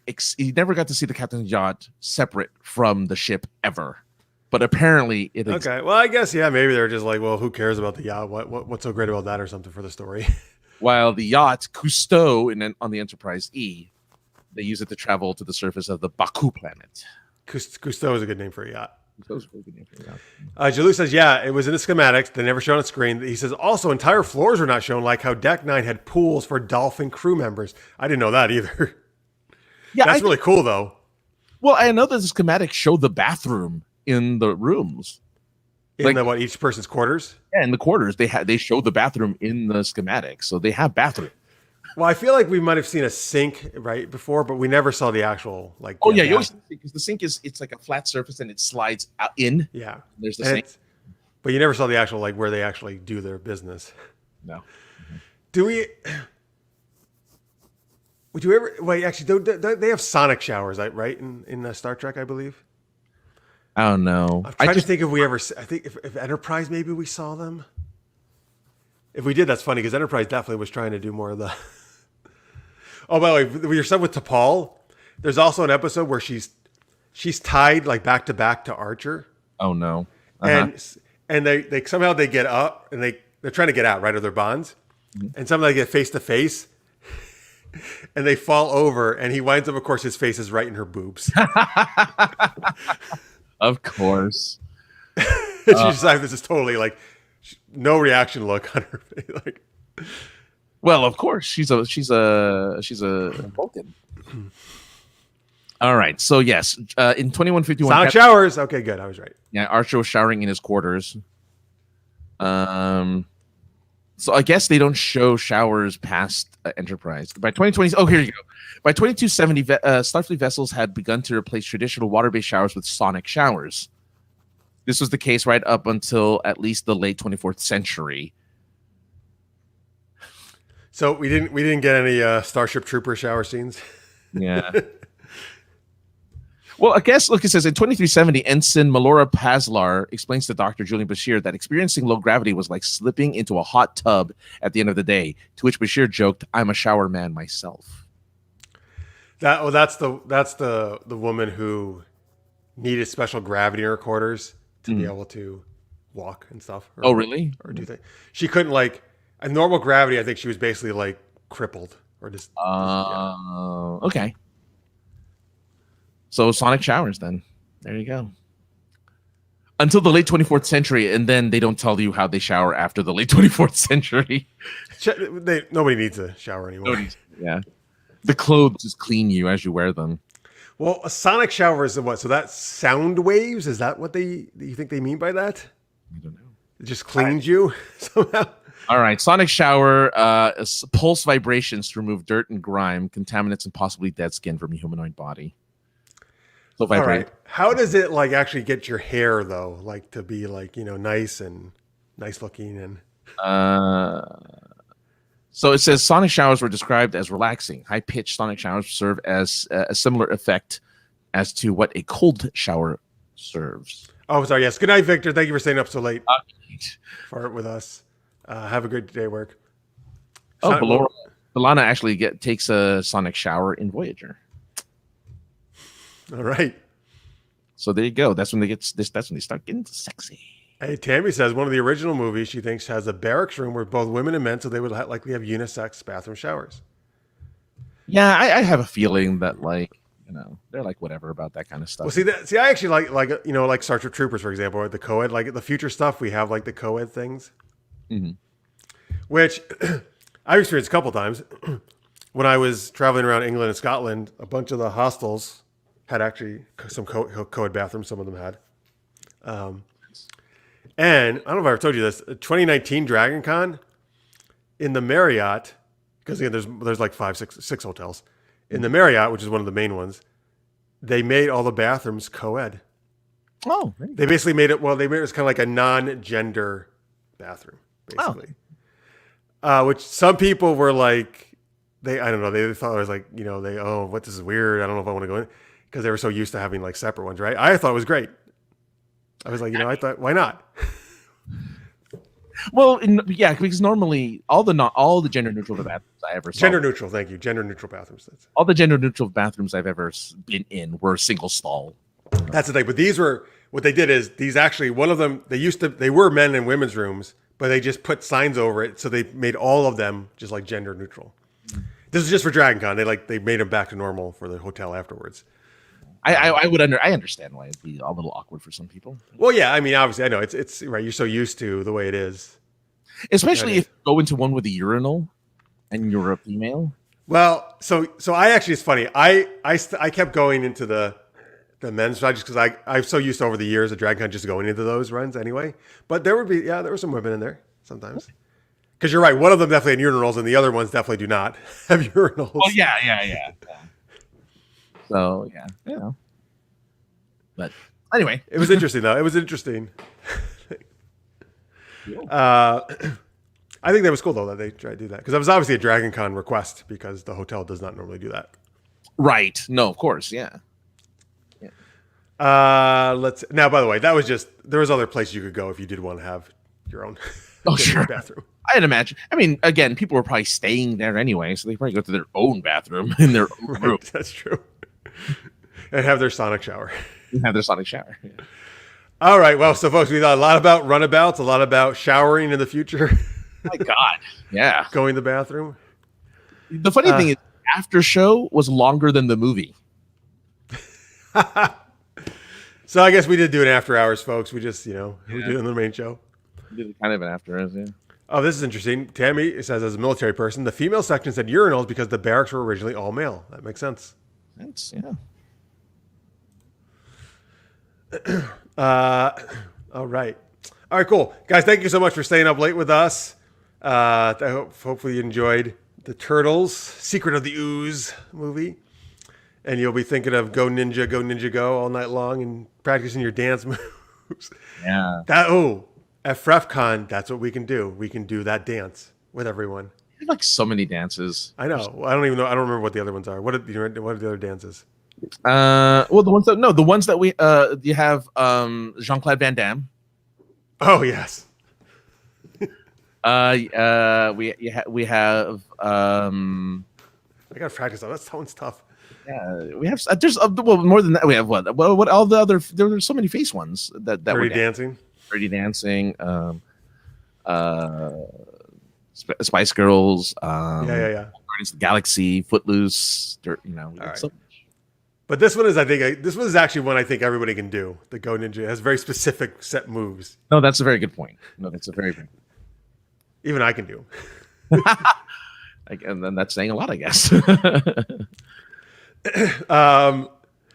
So, all right, folks, thank you. 2 weeks from today, 300th episode, February 3rd. That'll be awesome. Please send in your video or audio or written clips if you want to supergeekeduplive@gmail.com.